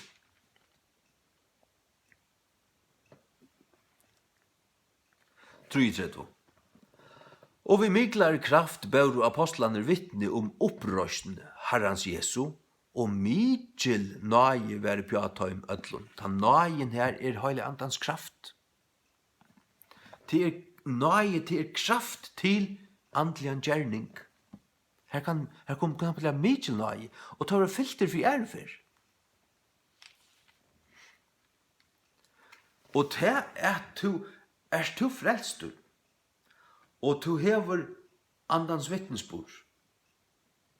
Sørst du, det som glæs, som og syndefullt, du finner av anda Guds. Men som Johannes 6 sier, så kan det vettla opp. Sørst du, og Johannes 4 tåsa Jesus han tåsa vi kvinnorna ved Sikarsbrunn, livande vatten. Hon ber henne drekka fra til livande vatten, han er djeva, og han som drekker høsten vatten skal alltid tista atter. Johannes 4:14, kom her til. 4:14. Men hver som helst du drekker av tog vattnet som jeg skal djeva honom, skal aldri tista. Men vattnet som jeg skal djeva honom, skal være ui honom og en kjelde av vattnet, vettlandi opp inn i evigvarande liv. Hatt er frelsan. Vattnet, han djever okkon vatten. til å få av hans anda. Og til å vettler opp, til å fortsetter, inn i av et verand liv. Men i Johannes 6 tås Jesus nekka luknande. Men her sier du, her det, i Johannes 4:14, her det ein kjelta. Ein kjelta av vattnet. Ein kjelta. Hvordan ein kjelta? Her kommer av lydsendre vattnet opp. Og hvordan renner det? Spekelig. En kjelta, så en å, til som regel ein å. Og til fruktvatten. Men det renner spekelig om at det øynar i å. Og i Johannes 6 tås Jesus knapplega om eier, løtjer, eller eier. Men til flertall. Men til møyr. Give me a break. Johannes 6:33, at du sørsta deginen, du ståra deginen av hattøyne, stå Jesus og råpa i, sigande, om nekar med vår tiste, let han koma til moin og drekka. Han og tror av meg, og så skriften hever sagt, ut ur hans herra budje skulle fløyma eier, shall flow rivers, av livande vattnet. Og nå det eier, ikke ein løker, ikke ein kjelta, men ut ur hans herra budje skulle fløyma eier, ein handa vi. Det nekvatt. Men det stadigvæk innanfra. Og det ikke en annan ande. Nei, det den samme. Telefonen var fotlig og han tog stekka i det. Jeg vet ikke hva det sier. Men, så jeg sier åt. Tja mer. Jeg har haft det så i nekvar. Det øynaste som fer tingene er at fastlesast. Du vet, så langt som man ikke vet, så er tingene fløtande. Jeg vet ikke. Men det som gjør at tingene som er faller på plass og verande her, det er ta i ui. Jeg vil lyse det. Og skilta, finnes det oppenberinga så løs. Hugsa om det og skilta. Og så ut fra tog, finnes jeg røynta. Ja, så er det så. Og til sørst, jeg tar til dem som jeg tar som en til kveld. Det kommer bare til, men jeg skal ta som det. Jeg har ikke nyskriva. Jeg har bare lyst i disse tingene, og jeg vet at jeg er her. Og tar jeg akkurat kommer opp, så sier jeg, ja, men det stender her. Og så finner jeg det ikke på en, men jeg vet at jeg er her. Hvordan jeg vet at jeg er her? Ja, men tar jeg huksa om det, ta fikk jeg svære ur Guds år. Jeg vet at han og den setningen til at det svære finnes her, og i kapitlene. La meg lukka finna hver det er. Det var her. Vers 5, vers 22, vers 2. Og hver er to å si at nøygavnar er dottnar bostur? Det kan du skia.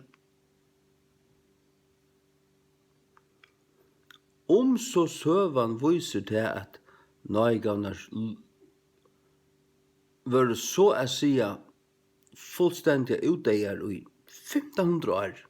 Det er lykka mykje. Det stender i Guds år. Hva lærer Guds år? Det er her vi bøyblig tryggvande standa. Så løs vi tåsa.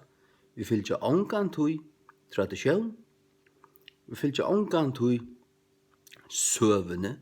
Ja, men sålesnar hendte det, og hvis vi hikker et søvende, det utviklet så. Og nå er vi her. Kvært sier Guds år. Det er det øyneste. Og man damer så vel at tekka Markus 16. Jesus oppi av fjallun her, og han vil litt opp, og han sier vi tar som han skal lære seg her. Færg ut atlan heim, og prater ikke glede på skal vi kvar en skapning. Han som tror, han og tror og vil døpter skal være felstur, han og tror ikke skal være helt dømter. Og hese tekjen skulle fylja tøymon som tryggva. Han sendte dere boa, og han gjev dem tekjen som skulle fylja tøymon som tryggva. Vi som det pratika, vi tar tidsi med en stafett som vil komme ned til okkon, atterlig. Og vi tekka vi etter til atterligen som fyr, men bøyene, det som vi færa vi, og misjonsbøyene, og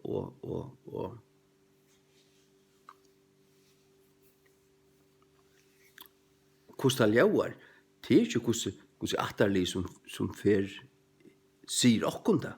Og det så som han, akkurat her i frelsere, gjev det ut i Norge.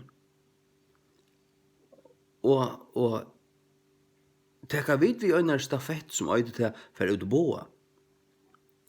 Ja, men så har vi øyne en ære stafett som øyder, og hese tekjen skulle fylja tøymen som tryggva. Og hver det teg? Det 5 tekjen. Og de fylgja tøymen som tryggva. Men tøymen som blenkt avnokta deg, og sia det, og læra det, og tryggva det i alle sin hjärsta, at hatta falle bostur, de korslutta seg sjálv. Guds kraft kan ikke fungere jøkken deg. De et dett batteri, og støyndett apparat. Det sier for at ruskade, gjør der hjertemassasje. Apropos å få stød. Måtte du finne stød i hjertet? Hese teksten skulle fylke dem som tryggva. Og i navnet munnen skulle det kaste ut djevlar, reku til antar. De skulle tala av nudjon tunkun. Tala av nudjon tunkun. Det er det som vi tar tås om kveld. De skulle tekka opp høggarmar. Tekka opp høggarmar. Det gjør Paulus. Han ble biten av en høggarmar. Tekka bare opp ristan i elden. Radstadslig. Og det vant av det at når han dødja, han døg slik en gang. Han ble biten av en øydrørm. Han gav seg bare iver Guds hendur og løyda til at han ikke får hente, og han kjente. Det hent i nødjar tøyne oppe i Siberia, under kommunistastøyren. Det nødde en mann å drekke øyder, og han drakk sånne øyder, han skulle døy av det. Han døy ikke. Det nødde en annan mann å standa ute i minus 40 grader kulda, nætjen, og han var høyder. Han døy ikke. God gjer under. Og i det. Og om de drekker nekka deilig ting, det skal ikke sækka deg. Det det som jeg har sagt akkurat nå. Drakk øyder, han døy ikke. De skulle legge hendur av de sjuko, og de skulle komme fyrir seg. They shall recover. Re endur, attur, cover, komma attur fyrir seg. Halleluja. Det alt samalt til okkon og det. For noen døven så så lustig etter en mann i neten som heter Otto König. Han fra Holland, flyttet over til USA som onkel. Han ble utsendt til